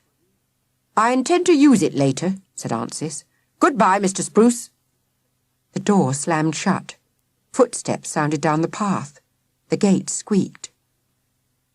Cautiously Sprog raised his head to look over the lavender bush. He saw Mr. Spruce stop at the end of the drive and stare back at Dolphin Cottage, with a frown of deep suspicion on his large red face. Then start walking slowly and thoughtfully back up the road towards his house.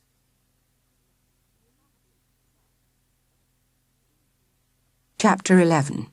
Intruder. "A Siamese kitten?" Sprog said with disgust. "Of all the feeble excuses, I reckon he came to spy on us."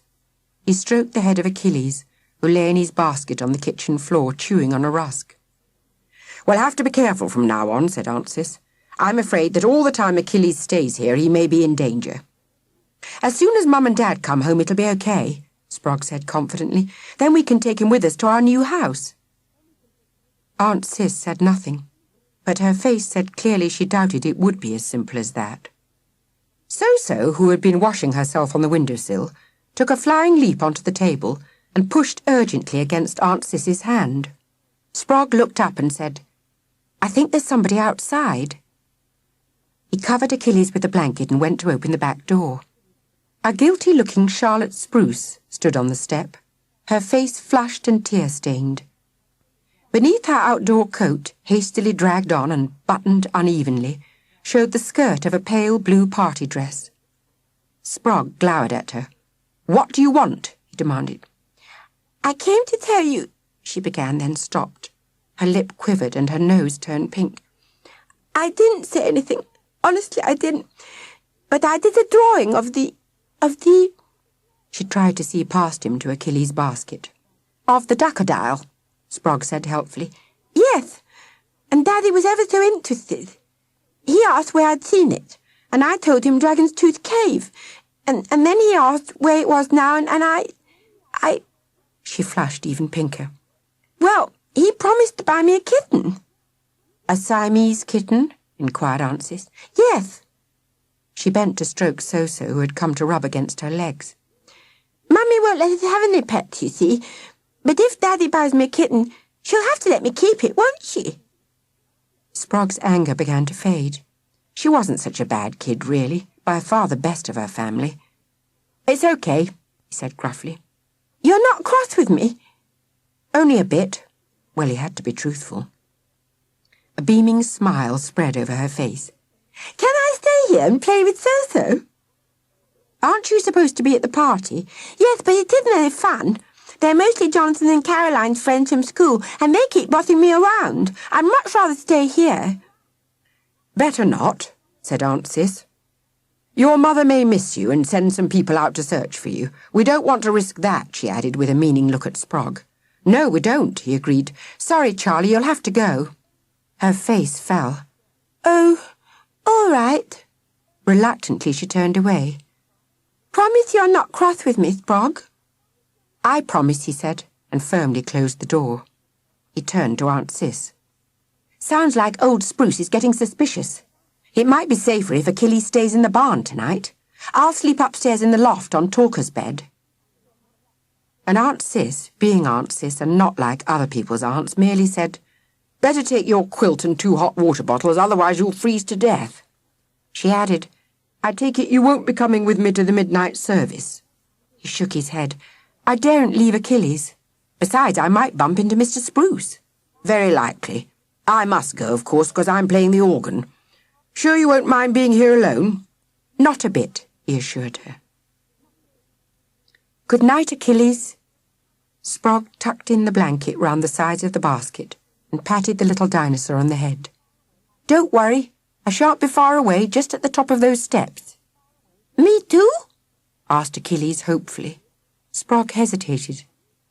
He was tempted to take the basket up to the hayloft and put it beside him on the floor, but he guessed that if he did that, Achilles would only try to join him on the bed, which was far too narrow for 2.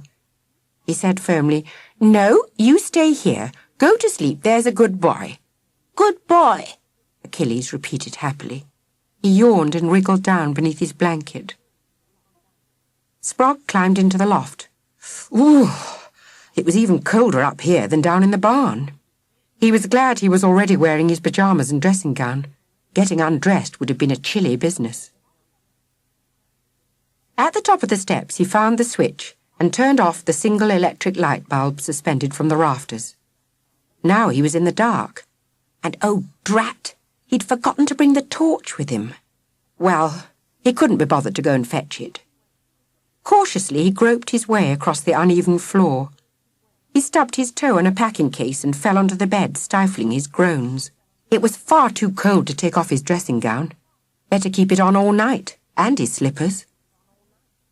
Beneath the quilt, however, he discovered a glorious little nest of warmth, thanks to Aunt Cis, who had put the 2 hot water bottles into the bed half an hour ago. He burrowed into it and determinedly closed his eyes. At first it seemed very quiet, and, to be honest, rather spooky. Although it was still quite early in the evening, about 9:30, he found it hard to relax, and nearly jumped out of his skin when he heard an extraordinary noise, halfway between an express train and a dying pig, until he realised that it was Achilles snoring. Now he knew why poor So-So had let him out of the kitchen last night to give herself some peace and quiet. He pulled the quilt over his ears to shut it out, and soon afterwards fell asleep. Suddenly he awoke with a start. Was that a noise he'd heard? He sat up in bed, listening hard. Yes, there it was again. A stealthy footstep on the gravel drive. Someone was prowling around the barn. He swung his legs off the bed and stood up, his heart thumping. If only he'd remembered the torch. He would have to find the light switch. Cautiously he groped his way across the loft towards the steps. Just as he reached the top, he heard another noise. Someone had lifted the catch on the side door. It creaked as it swung open, letting in a blast of cold night air. Sprog froze, his hand on the light switch, as he watched a torch beam travel across the floor, moving so swiftly over Achilles' basket that for a moment it seemed to have missed it. But then the beam returned, as if for a second look, and this time it woke Achilles. Startled, he raised his head. The intruder uttered a sharp exclamation. Mr. Spruce? But it hadn't sounded like his voice, although there was something strangely familiar. "Stone me," said the intruder. "Reckon I must have had a drop too many." "Talker?" Sprog switched on the light. The barn was instantly illuminated. Sure enough, there stood Talker Harris, in his old patched jacket with a lampshade fringe around the bottom, staring at Achilles with a look of stunned bewilderment on his face. Achilles, equally alarmed at the sight of the gaunt old man with straggly grey hair and drooping moustache, began to struggle out of his basket. "A dragon?" Talker said incredulously. He took a step backwards, raising his hands as if to protect himself. "It's another flaming dragon!" "Talker, don't be scared." Sprog nearly fell down the steps in his haste. "His name's Achilles, and he's Minerva's son." But Talker was in no mood to listen to explanations. He waved his arms wildly at Achilles, who was crawling across the floor towards him. "Get away from me, you beast! Get away!"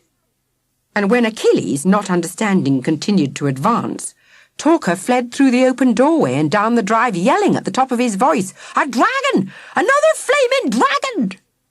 "Talker, come back!" Sprog pulled the door shut and set off in pursuit, desperate to catch him before he could tell the entire village what he'd just seen. "Talker, wait!" Neither of them noticed the large, burly figure of a man lurking behind the lavender bush. As soon as they had run into the road, he detached himself from the shadows and crept stealthily towards the barn.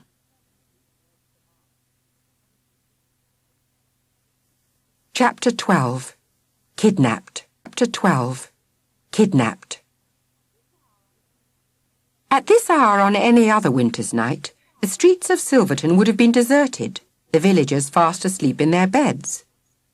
But it was Christmas Eve, and most of them had been to the midnight service.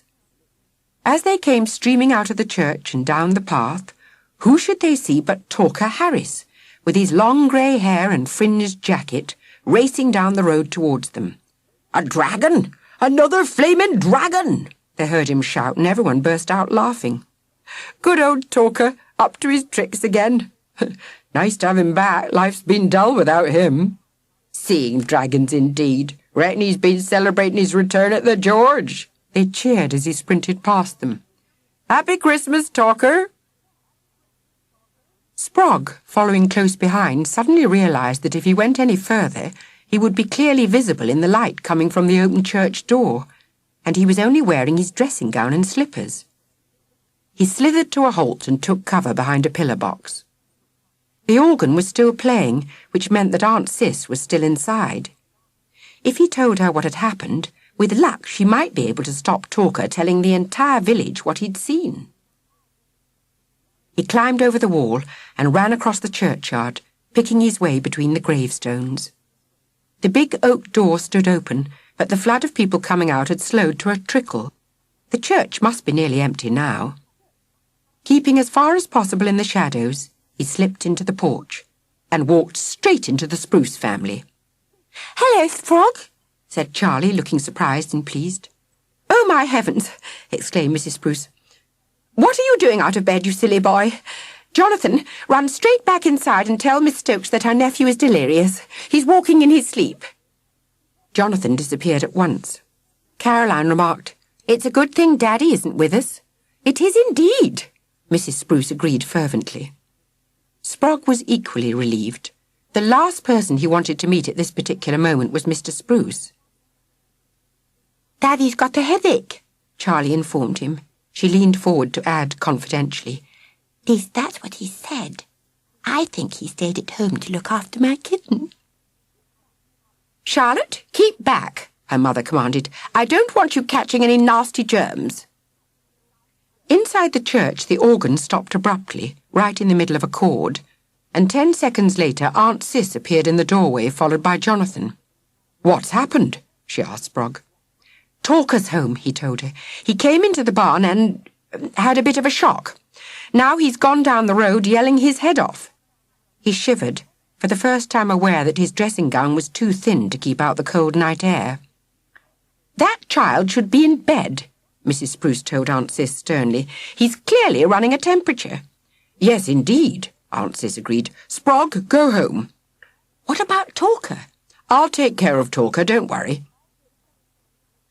As he started down the path, he heard Aunt Cis thanking Mrs. Spruce for her concern. Charlie's voice called after him, "Happy Christmas, Sprog!" and he managed a rather half-hearted, "Happy Christmas," in reply. In truth, he felt anything but happy.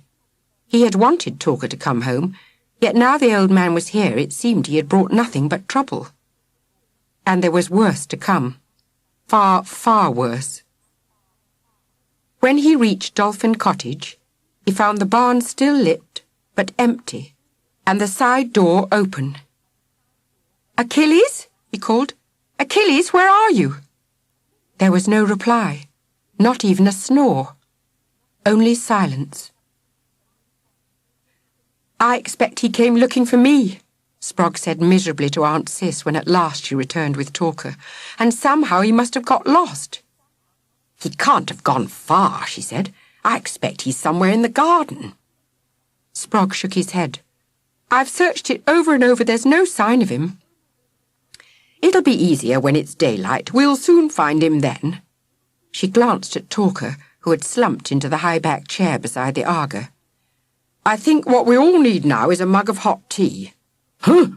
Talker muttered resentfully. "A person comes home from his wanderings, expecting some sort of a welcome, and what does he find? An outbreak of dragons." "If you'd given us some warning you were coming," Aunt Cis said tartly, "we'd have hung out the flags."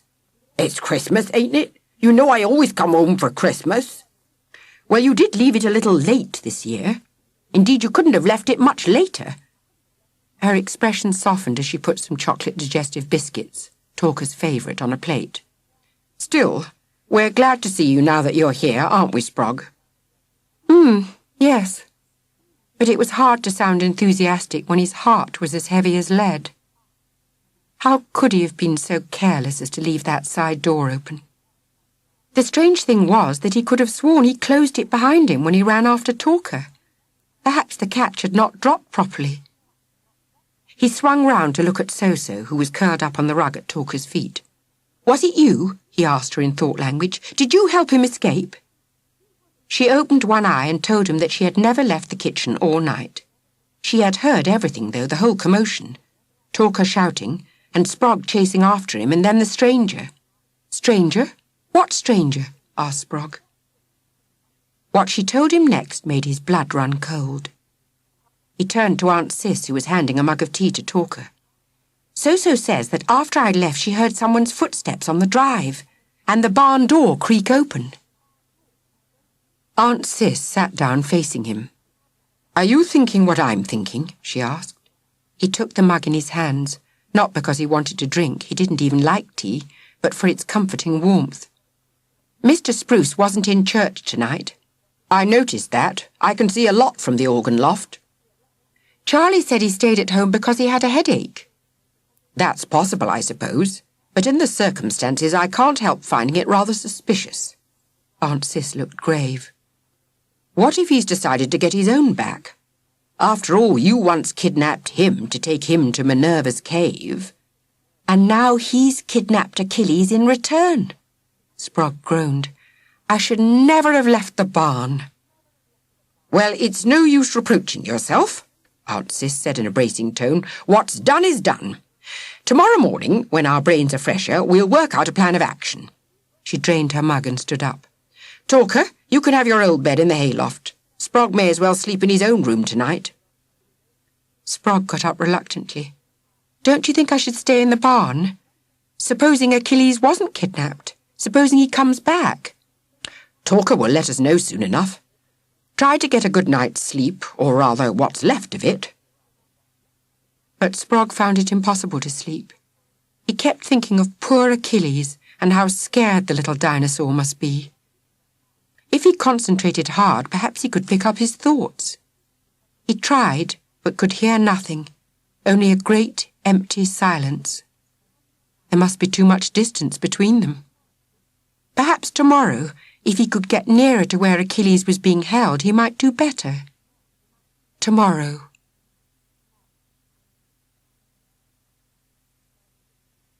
Chapter 13. Radar. Charlotte Spruce awakened early next morning and lay in bed shivering, not with cold but with excitement. Christmas morning, and somewhere in the house was hidden her extra special present. The present her father had promised to buy for her alone. A Siamese kitten. She was longing to see it. She tried to picture that moment after breakfast, when they all sat round the Christmas tree and unwrapped their parcels. Not that the kitten would come in a parcel, of course. It would most likely be in a basket with a bright red ribbon tied round its neck. Oh, she could hardly wait. She couldn't wait. She flung back the quilt, jumped out of bed, and pulled on her dressing gown. It was still dark outside, and the house was silent. Everyone else must be fast asleep. She opened the door, taking care not to make a sound. The landing light was left on all night. Jonathan was afraid of the dark, so it was easy to find her way down the stairs. Where would the kitten be hidden? Somewhere safe. Somewhere nobody was likely to look. Somewhere it couldn't be heard if it mewed. Her father's study. Nobody was allowed in there in case they disturbed his notes for the book he was writing about dental hygiene. What better place to hide something he didn't want anyone to find? She crept along to the door at the farthest end of the hall and tried the handle. It was locked. That was strange. Even though the room was out of bounds, it wasn't usually kept locked. A muffled sound caught her attention. She put her ear to the door, listening hard. Yes, there was definitely something inside. Something alive. She could hear it making a funny little noise. Not mewing. It sounded more like snoring. She tried the handle again. Oh, fiddle. Well, at least she knew where it was. She knew that her father hadn't forgotten. Only another hour or so, and she would be holding it in her arms, her own sweet little furry kitten. Reluctantly, she climbed the stairs and returned to her room to wait. Happy Christmas, Aunt Cis said sadly when Sprog came downstairs for breakfast. Happy Christmas, he replied in an equally gloomy tone. This must surely be the worst Christmas of his life. No family, no presents, and now no Achilles. Hungry? He shook his head. At least have something to drink. She poured orange juice from a carton into a glass and handed it to him. Did you manage to sleep? Not much. He bent to pat So-So's head and sank onto a chair. I was too worried about Achilles. What do you think Mr. Spruce will do with him? That's been puzzling me, too. Aunt Cis stirred her tea. I've tried to put myself in his place, think the way he would think, although I must confess it isn't easy. How do you think he would think? Sprog asked. Well, I imagine he wants to prove to everyone, not only his family, that he isn't mad. That he was telling the truth when he said he'd seen a dinosaur. Which means that now he's got Achilles, he will want to show him off to as many people as possible. Sprog groaned. You think he might go on television again like he did when he took Minerva's tooth out? Perhaps. But not until he's made quite certain that Achilles is really a Corythosaurus. He won't want to risk looking foolish a second time. No, I suspect he'll try to get a second opinion. Who from? A dinosaur expert, I suppose, if there is such a thing. Sprog began to feel more hopeful. He reached for a slice of toast. That means he won't start showing Achilles off straight away. We may still have time to rescue him. The question is how, he said slowly. Last night I kept thinking, if I could get close enough to Achilles, I might be able to pick up his thoughts. Like radar, you mean? Yes, like radar. Then I'd know exactly where Mr. Spruce is keeping him prisoner. He buttered the toast and spread it with honey. Good idea. Meantime, Aunt Cis sat up straight and braced her shoulders. I suggest we try to behave as if this were a normal Christmas day. I've already stuffed the turkey and put it in the oven. Sprog sniffed. I thought I could smell something good. And soon I shall put the pudding on to steam. She turned round in her chair to take an envelope off the dresser. You had your present yesterday, I'm afraid, but here's a card. I've got something for you as well. He fished in his dressing-gown pocket and brought out the pencil and pen set he had bought her. Sorry, I didn't have time to wrap it up. Doesn't matter. She looked pleased. I've been wanting a decent pen for ages. He opened the envelope and took out a card with a robin on it and a group of choir boys singing, We wish you a Merry Christmas. Thanks, he said, although he knew Christmas couldn't possibly be merry until Achilles was safe home again. He swallowed the remains of the toast and got to his feet. Before I go out, I'd better look inside the barn, just in case. Shall I take Talker a cup of tea? If I were you, I'd let him sleep, said Aunt Cis. Talker unconscious is a lot safer than Talker babbling on about dragons. He found the barn still empty. Only the dog basket and the tin bath remained to show that it had ever been home to a baby dinosaur. Sprog climbed the steps and peered into the hayloft. All he could see of Talker was a mound of blankets, gently rising and falling. He left the barn as quietly as he had come, closing the side door behind him. Right then, he took a deep breath. There was nothing for it but to go to the Spruce's house and try to find Achilles by radar. He took the short cut across Sampson's field, stopping on the way to ask the old horse if he had seen anything suspicious last night. Yes, Sampson told him, a man carrying a small bundle. But it had been dark, and his eyes weren't what they used to be. Only his sense of smell had told him that the bundle had been some kind of living creature. Sprog thanked him for his help and walked on. He came to the fence at the end of the Spruce's garden and looked over. Nobody was about. Most likely they were still unwrapping their presents. Cautiously he went through the gate and took cover behind a holly bush. Now, where was the most likely place? Once before, on a previous visit, he had found Charlie imprisoned inside a garden shed. She had shut herself in by accident, and he had rescued her. Supposing Mr. Spruce had decided the shed would make a good hiding place for a dinosaur? Stealthily, Sprog made his way across the garden to the side of the house. Yes, there was the shed. He peered through the dusty window, but could see nothing except gardening tools, a mower and a roller. Certainly nothing that moved. Time to use the radar. He stood still and tried to concentrate. It wasn't easy. His mind kept filling up with stupid, unimportant little thoughts, such as wishing he'd eaten more breakfast because he was now feeling hungry, and wishing he'd done Aunt Cissie's present up properly because he'd had plenty of wrapping paper, masses and masses of it, paper everywhere in little bits and pieces. Hang on. Perhaps these weren't his own thoughts. Perhaps he was picking up what Achilles was thinking. Hungry. Yes, he would be hungry by now. He hadn't had his early morning feed. But paper. Where did paper come into it? Sprog moved closer to the side of the house. There was only one window on the ground floor, not a large window. It looked as if it belonged to a small room, like a storeroom or an office. Bending low, he crept along the wall until he was directly beneath it, then cautiously raised his head to look over the sill.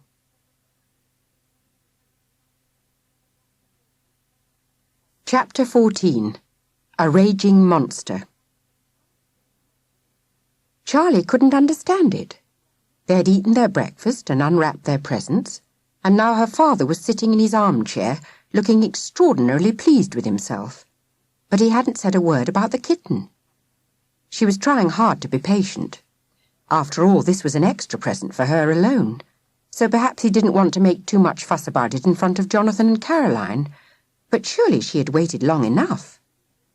She went over to him and said in a low voice, "You can give it to me now."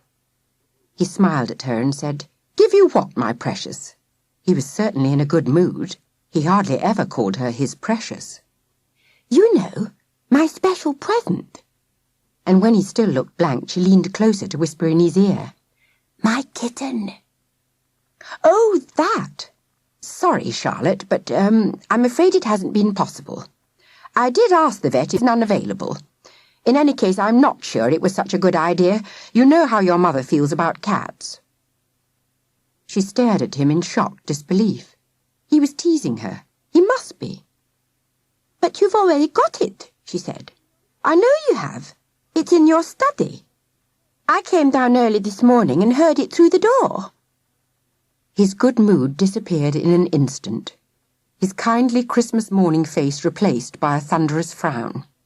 "You've been listening at my study door?" "Yes, and I heard it snoring. And just before breakfast I listened again, and I heard it jumping around and knocking things over, so I know it's in there." Her father looked alarmed. "Did you say knocking things over?" "Yes, it was making a terrible racket." He sprang to his feet and rushed out of the room. The rest of his family took no notice. His wife was busy clearing up the discarded wrapping paper, while Jonathan played with his new computer game and Caroline with her Walkman. Charlie ran after him. She caught him up as he was unlocking the study door. "Stay there," he commanded. "You can't come in." "Oh, but—" "Do as I say and don't argue." He disappeared into his den. Next moment she heard him say something extremely rude. And then there was the most awful commotion, as if he was chasing something round and round the room, bumping into furniture and knocking things over. Charlie could bear the suspense no longer. She pushed open the door and looked inside. "Oh!" she exclaimed. The room was in a state of chaos. Chairs upturned, lamps knocked over, and her father's notes for his book on dental hygiene had been shredded into tiny pieces and tossed all over the place. In the midst of this chaos, Mr. Spruce lay spread-eagled on the floor, clasping to his chest a small, lively and strangely familiar-looking creature. "Oh, it's a crocodile," Charlie said, her voice flat with disappointment. "You got me a crocodile instead of a kitten." "Confounded thing!" gasped Mr. Spruce, red in the face from the struggle. "It was so quiet last night, half asleep. Now it's turned into a raging monster." Certainly at this moment the crocodile appeared far more like a monster than a pet, its little round eyes screwed up with fury and its tail lashing wildly in the air. "Oh, well," said Charlie, trying to make the best of it. "I'd have liked a kitten, but of course if you couldn't get me one—" "The vet!" gasped Mr. Spruce. "Fetch the vet!" "You mean Mr. Hogben?" "Of course I mean Mr. Hogben. Tell him I need his help." Mr. Spruce fought to get a better arm-hold. "Ask him to bring a hypodermic syringe, or one of those guns they use to fire darts into rhinos. Anything to knock this creature unconscious." He glared up at her. "Hurry, Charlotte. I can't hold on much longer." Reluctantly she turned away. And when you've closed the door, put up the Do Not Disturb sign." A bit late for that, Charlotte thought as she obeyed him. The study had been disturbed enough already. What a mess! No doubt her father had thought he was being kind, but she would much rather have had a kitten. A duckadile might be more unusual, but it wasn't exactly cuddly. And heaven knows what her mother was going to say. She sighed deeply as she walked along the hall and let herself out of the front door. Sprog, who had been crouched beneath the study window, saw her going down the path and chased after her. "What's happening?" he demanded. "Daddy couldn't get me a kitten for Christmas," Charlie said crossly, "so he's bought me a duckadile instead. You know, one of those things that you've got."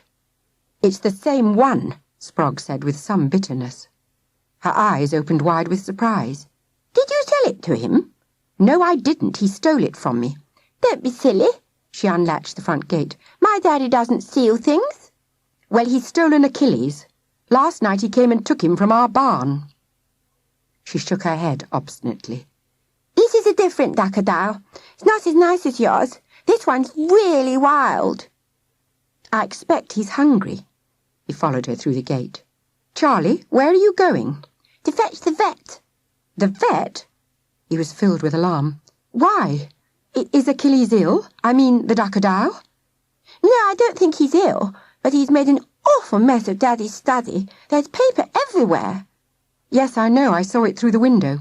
But why does your father want the vet?" "He needs his help." She started down the road. "I've got to hurry." His help? The reason came to Sprog in a flash. Mr. Spruce must be seeking a second opinion, just as Aunt Cis had said. The vet might not be a dinosaur expert, but he should be able to recognize a prehistoric animal when he saw one. And if he were to back up Mr. Spruce's story... "Charlie, wait!" Sprog ran to catch her up. "I'll fetch the vet. You go home." She hesitated. "If I go home too soon, Daddy might be cross." "Then don't let him see you for a while. Keep out of his way." He added persuasively, "You can play with your presents instead. I expect you had a lot of presents." "Yes, I did. Lots and lots." She was clearly tempted to accept his offer. "And it's cold out here." "Freezing. Much nicer to play in the warm." As she turned away, he warned, "Better not say you've seen me, or your mother will be cross. She doesn't want your father to know I'm here." She nodded and ran back into the house. Now what? Sprog had only the vaguest plan in his head as he raced down the road to Dolphin Cottage. One thing was certain, though. He had no intention of fetching the vet. At least, not the real vet. What he needed was a substitute. After all, this was Christmas Day. It shouldn't be too difficult to persuade Mr. Spruce that Mr. Hogben was off duty and had sent someone else in his place. But who? He couldn't do it himself, that was obvious. He was far too young, and even if he wore a disguise, Mr. Spruce might recognize him. He'd be sure to recognize Aunt Cis, too.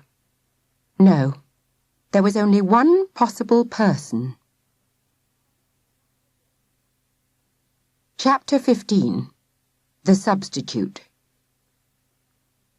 "Sit still, Talker, for goodness' sake," said Aunt Cis, brandishing a large pair of dressmaking scissors. "I'm not going to hurt you." But Talker, seated on a wooden chair in the middle of the kitchen, regarded her with deep mistrust. "It's taken months to grow me hair this long," he grumbled, "and now you wanting to cut it all off. A right fool I shall look, and no mistake." "No, you won't," Sprog assured him. "You'll look like a vet." "In my opinion, it'll be an improvement." Aunt Cis snipped away ruthlessly at Talker's untidy grey locks. "In fact, I've wanted to do this for years." Mournfully, he watched wisps of his hair floating down to the floor. "I wouldn't mind so much if I knew what was going on," he muttered. "Why do I have to look like a vet?" "Because when you get to the Spruce's house," Sprog explained for at least the third time, "you're going to tell Mr. Spruce that you're Mr. Hogben's substitute. And when you get into his study, you're going to pick up Achilles and pass him through the window to me. I shall be waiting outside. It's dead simple, really." "I'm not picking up no dragons," Talker growled. "I draw the line at picking up dragons." "Well, all right, just open the window and I'll climb in and get him. That'll be even simpler." Talker said rebelliously. "You made me wear a disguise one time before when we did that kidnapping job. Old man Spruce saw through it then, and I wouldn't mind betting he'll see through it this time. He'll know soon enough I ain't no vet." "Ah, but this time we're not making you wear a disguise," said Aunt Cis. "All we're doing is smartening you up. You might even say we're revealing the real you. Hold still while I trim your moustache. Hey, don't you touch my tash." "Too late. I've done one side already. Now you'll have to let me do the other, or it'll be lopsided." Talker groaned and closed his eyes, rather than watch his precious whiskers falling to the floor. "There!" Aunt Cis stood back to admire her handiwork. "My word, you look like a new man already. Sprog, did you find anything respectable in the bag of clothes I'd collected for the jumble? How about this?" He held up a grey pinstripe suit that had once belonged to Mr. Pritchard, the newsagent. "I reckon it'll look okay, especially if he wears it with this white shirt and red bow tie." "A red bow tie? Well, I suppose it is Christmas Day." Aunt Cis took the clothes from Sprog and handed them over to Talker. "Here, take these into the front room and change." Grumbling, Talker disappeared. When he reappeared 10 minutes later, they both stared at him in amazement. "He certainly looks different," said Aunt Cis. "The question is, does he look like a vet?" Sprog regarded the old man with a critical eye. A pity the suit wasn't a better fit. Talker was so skinny, about half the size of Mr. Pritchard. And the bow tie was a bit skew-whiff. Even so, it was a remarkable transformation. Surely no one would recognize the small man with a neat white moustache and short back-and-sides haircut as Talker Harris. "It'll do," Sprog said. "After all, he's not supposed to be the proper vet, only a substitute. Come on, Talker, let's go." "Wait, he needs one more thing." Aunt Cis emptied her capacious handbag and gave it to Talker. "This should make him look as if he means business." "Here, I'm not carrying no lady's handbag," protested Talker. "That's your medical bag," Aunt Cis informed him. "Every vet has one. Now goodbye and good luck." When the doorbell rang, Charlie rushed to answer it, but found that her mother had already opened the door. "The vet?" Mrs. Spruce stared at the strange old man on the doorstep. "But we don't need a vet. You must be mistaken." "No, he isn't." Charlie pushed forward and seized Talker by the hand. "Come on, this way." She dragged him along the hall to the study. "Charlotte, you mustn't go in there," pleaded Mrs. Spruce. "Can't you see your father's put up the Do Not Disturb sign?" Charlie pretended she hadn't heard. She pushed Talker into the room and closed the door firmly behind them before her mother could follow. "Here he is," she announced. "I brought the vet." "At last!" Mr. Spruce was too preoccupied to look up. "I thought you'd never come. Do something, quick!" Talker stood by the door, gripping his bag and staring at the scene in front of him. Mr. Spruce, weak with exhaustion, his clothes in disarray, lay amidst the wreckage of his once tidy study, holding grimly on to Achilles, who seemed not at all exhausted. The little dinosaur's body writhed and twisted as he fought to free himself. His tail switched from side to side, and he made a high bleating noise of great distress. "Get a move on, man," urged Mr. Spruce. "Give it something to calm it down." But Talker didn't move. He might have been turned to stone. "Oh, I dare say it's come as a bit of a shock. Fact is, I was going to call you anyway to be a witness, but we'll talk about that in a minute. Right now I want you to give it a shot. Knock it unconscious, that's all I ask." Talker's mouth opened and shut without a sound coming out. Charlie gave him a push forward. "For heaven's sake, I'd do it myself if I had my instruments handy. A quick jab is all it will take." Mr. Spruce stopped as he caught sight of Talker. "You're not George Hogben," he said accusingly. "No," said Talker in a gruff, strained voice. "No, I ain't. I'm a substitute." "Well, I don't care who you are as long as you come here and give me a hand." Talker took a step backwards. "I'm not touching no dragon." "It's all right, it won't hurt you. Can't you see it's only a baby? Ow!" He let out a yell as Achilles lashed his tail, catching him across the chest. "Oh, look!" Charlie caught sight of a face at the window. "There's Sprog!" "Who? What?" Mr. Spruce made an effort to turn round. "I think he's trying to tell us something." Charlie went over to the window and opened it. "Hello, Sprog. The vet's come, but he's a funny sort of man. He's afraid of the crocodile." Sprog peered past her. "Hurry up, Talker," he urged. "Just grab Achilles and give him to me." Talker said nervously, "That thing's wild as a ferret." "He won't be, I promise. I'll tell him to let you pick him up. Go on, Talker, now." Warily, Talker approached Mr. Spruce and his desperately wriggling captive. He put out a hand towards Achilles, but as soon as he touched the scaly skin, he hastily snatched it back. "No, I can't," he wailed. "It ain't natural." "Oh, for heaven's sake," Charlie said impatiently. "Here, let me do it." Her father looked up in surprise, and when she tried to take Achilles away from him, he held on even tighter. "Charlotte, what are you doing? Don't be such a silly little... Oh!" He gave a shout as Achilles finally managed to break free and leapt into Charlie's arms. She staggered back, almost losing her balance, and found herself close to the window. "Quick, give him to me." Sprog leaned over the sill and held out his hands. Charlie hesitated. Now that she was actually holding the crocodile, she felt reluctant to let him go. After all, he was supposed to be her present. "Charlotte!" Mr. Spruce struggled to his feet. "Don't you dare!" But already the little creature had reached out both its short front arms and put them around Sprog's neck. "Good boy," Sprog murmured soothingly, lifting him over the sill. "You're safe now. Good boy." "He seems to know you," Charlie said a little sadly. "I think he must be yours after all." "Thanks, Charlie." He looked past her into the room. "Quick, Talker, make a run for it." Talker already had his hand on the door handle. He wrenched it open and fled before Mr. Spruce could stop him. "You'd better go too," Charlie said. "Yes, I had. Bye, Charlie, you've been a real friend." She leaned over the windowsill to watch him racing down the path with his crocodile tucked under his arm. A real friend, he had called her. "Bye, Sprog," she shouted after him. "Happy Christmas!" Triumphantly, Sprog charged through the back door of Dolphin Cottage. "I've got him," he yelled. "I've got him back." He stopped dead. Aunt Cis wasn't alone. There was a tall man standing beside her, and for one brief moment Sprog didn't recognize him. But then he did. "Dad!" he exclaimed.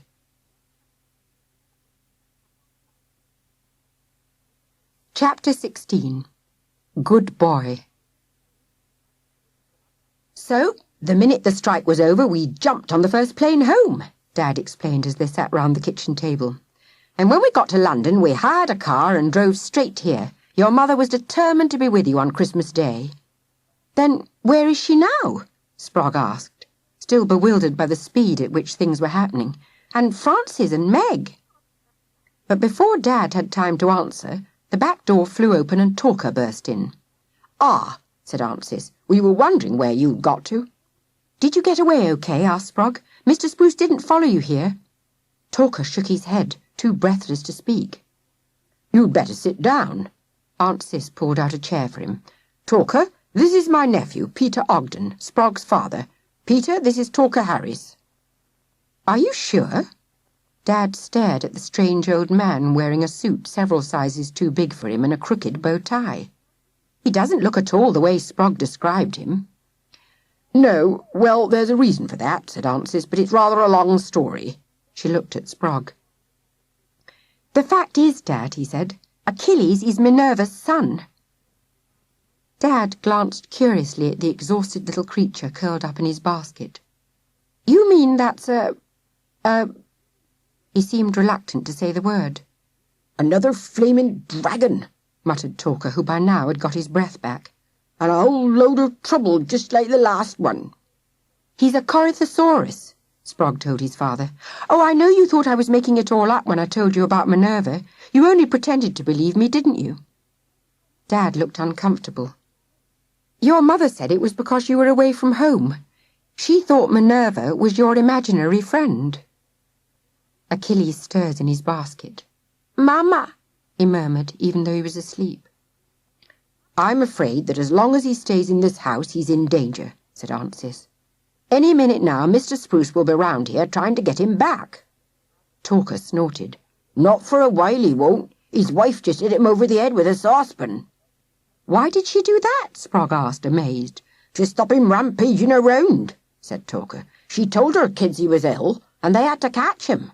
So off they went, and when they'd caught him, she come up from behind and walloped him over the head with a pan. He chuckled at the memory. She closed her eyes when she did it, said she was sorry, but it was for his own good.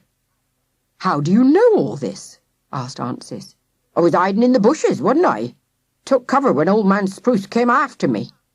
Talker was beginning to enjoy himself. There was nothing he liked better than a good audience. They sent the youngest one off to fetch the doctor. That's when I made me getaway. Dad shook his head wonderingly. And I always thought this was such a quiet part of the world. Sprog said impatiently, Dad, you didn't answer my question. Where's Mum now? And Francis and Meg? Waiting outside in the car. Francis and Meg are asleep, worn out after the long flight, and we didn't want to disturb them. Besides, it didn't seem fair for the entire family to descend on Aunt Cis without warning. There's a turkey in the oven, said Aunt Cis, and a pudding steaming on the hob. 4 extra will be no trouble at all if you care to go and fetch them. That's very kind, said Dad, smiling at his great-aunt. And then we ought to be on our way. It's going to be a long drive to Aberdeen. Aberdeen? Sprog stared at him. You mean we're going to Scotland? Yes, of course. That's where I'll be working from now on, for North Sea Oil. You'll love it there, Sprog. It's beautiful countryside. I know. I've been there before. He exchanged a look with Aunt Cis, and guessed that, like him, she was thinking of their last visit to Scotland, when they had taken Minerva up to Loch Ness. Mama! Achilles raised his head, suddenly wide awake. He started to clamber out of the basket. Mama! Mama! Sprog picked him up and held him close. Shh! There's a good boy, he said in thought language. But he knew now that Aunt Cis was right. He would never be able to keep Achilles as a pet. The danger was too great. And there was only one place where they could be sure he'd be safe and happy and well looked after. Don't worry, he told Achilles, heavy-hearted. We'll take you to your mama. The shores of Loch Ness were deserted. The water looked grey and uninviting. Behind the loch rose the mountains, dark against the evening sky. Patched with snow, the countryside seemed much wilder and fiercer than the last time Sprog had come here with Aunt Cis. But then, of course, it had been spring. Now it was the middle of winter. Minerva, Sprog called with his mind. The waters remained still. Not a ripple broke the surface. He shivered. Suppose she isn't there? We'll wait, said Mum. No hurry. Only she stood beside him on the shore. The rest of the family had stayed in the car, parked some distance away. Too many people might put Minerva off, he had warned them. Like her auntie, whom some called the Loch Ness Monster, Minerva had good reason to be wary of humans. But he was glad Mum had come with him. Seeing her again had made him understand how Achilles felt, and even though Sprog would have taken great care of him, the little dinosaur might have been lonely, especially as he grew older. Far better for him to be with his mother. Minerva, he called again. No movement in the loch. He sighed and drew the blanket tighter around the sleeping Achilles. The drive had been long and tiring, even though the roads were almost empty. Most people seemed to have stayed indoors, no doubt recovering from too much food on Christmas Day. Like Achilles, Meg and Francis had slept nearly all the way, Meg clutching the doll he had given her for Christmas. But now at last they had arrived. He scanned the surface of the loch with anxious eyes. It was almost dark now, and the water looked so cold and deep and mysterious. Water? Achilles raised his head from the blanket and blinked his eyes at the scene before them. Splash! Splash! In a minute, Sprog said. In a minute you can splash. Any luck? Mum asked. Not yet. I'll try again. This time he closed his eyes to make it easier to concentrate. Minerva! Minerva! Mama! called Achilles.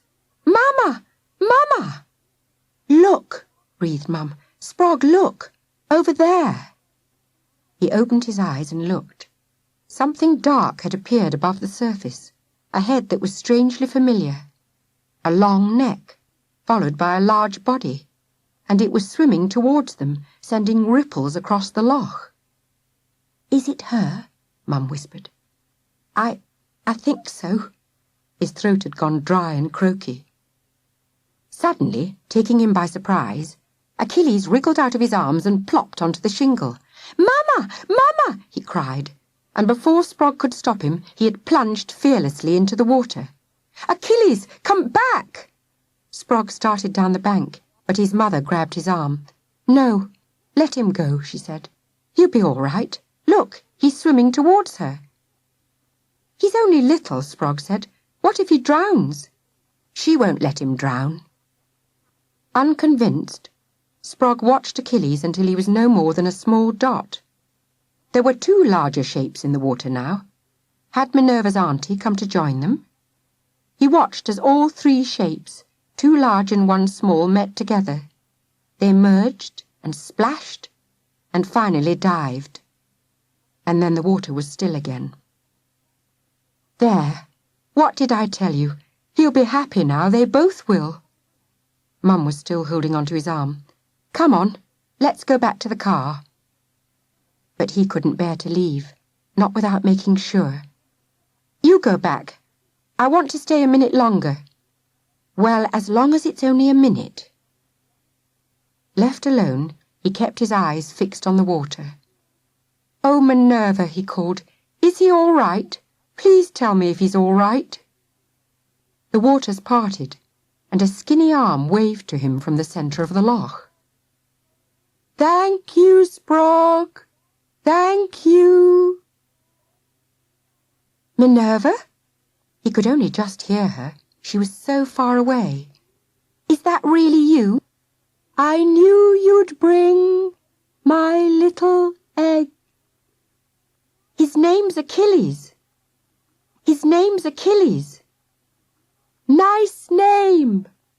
I like it." And then she said something else he couldn't quite catch. Was it goodbye? No, that wasn't right. It sounded more like good boy. Yes, that was it. Good boy. Satisfied, Sprog turned and went to join his waiting family.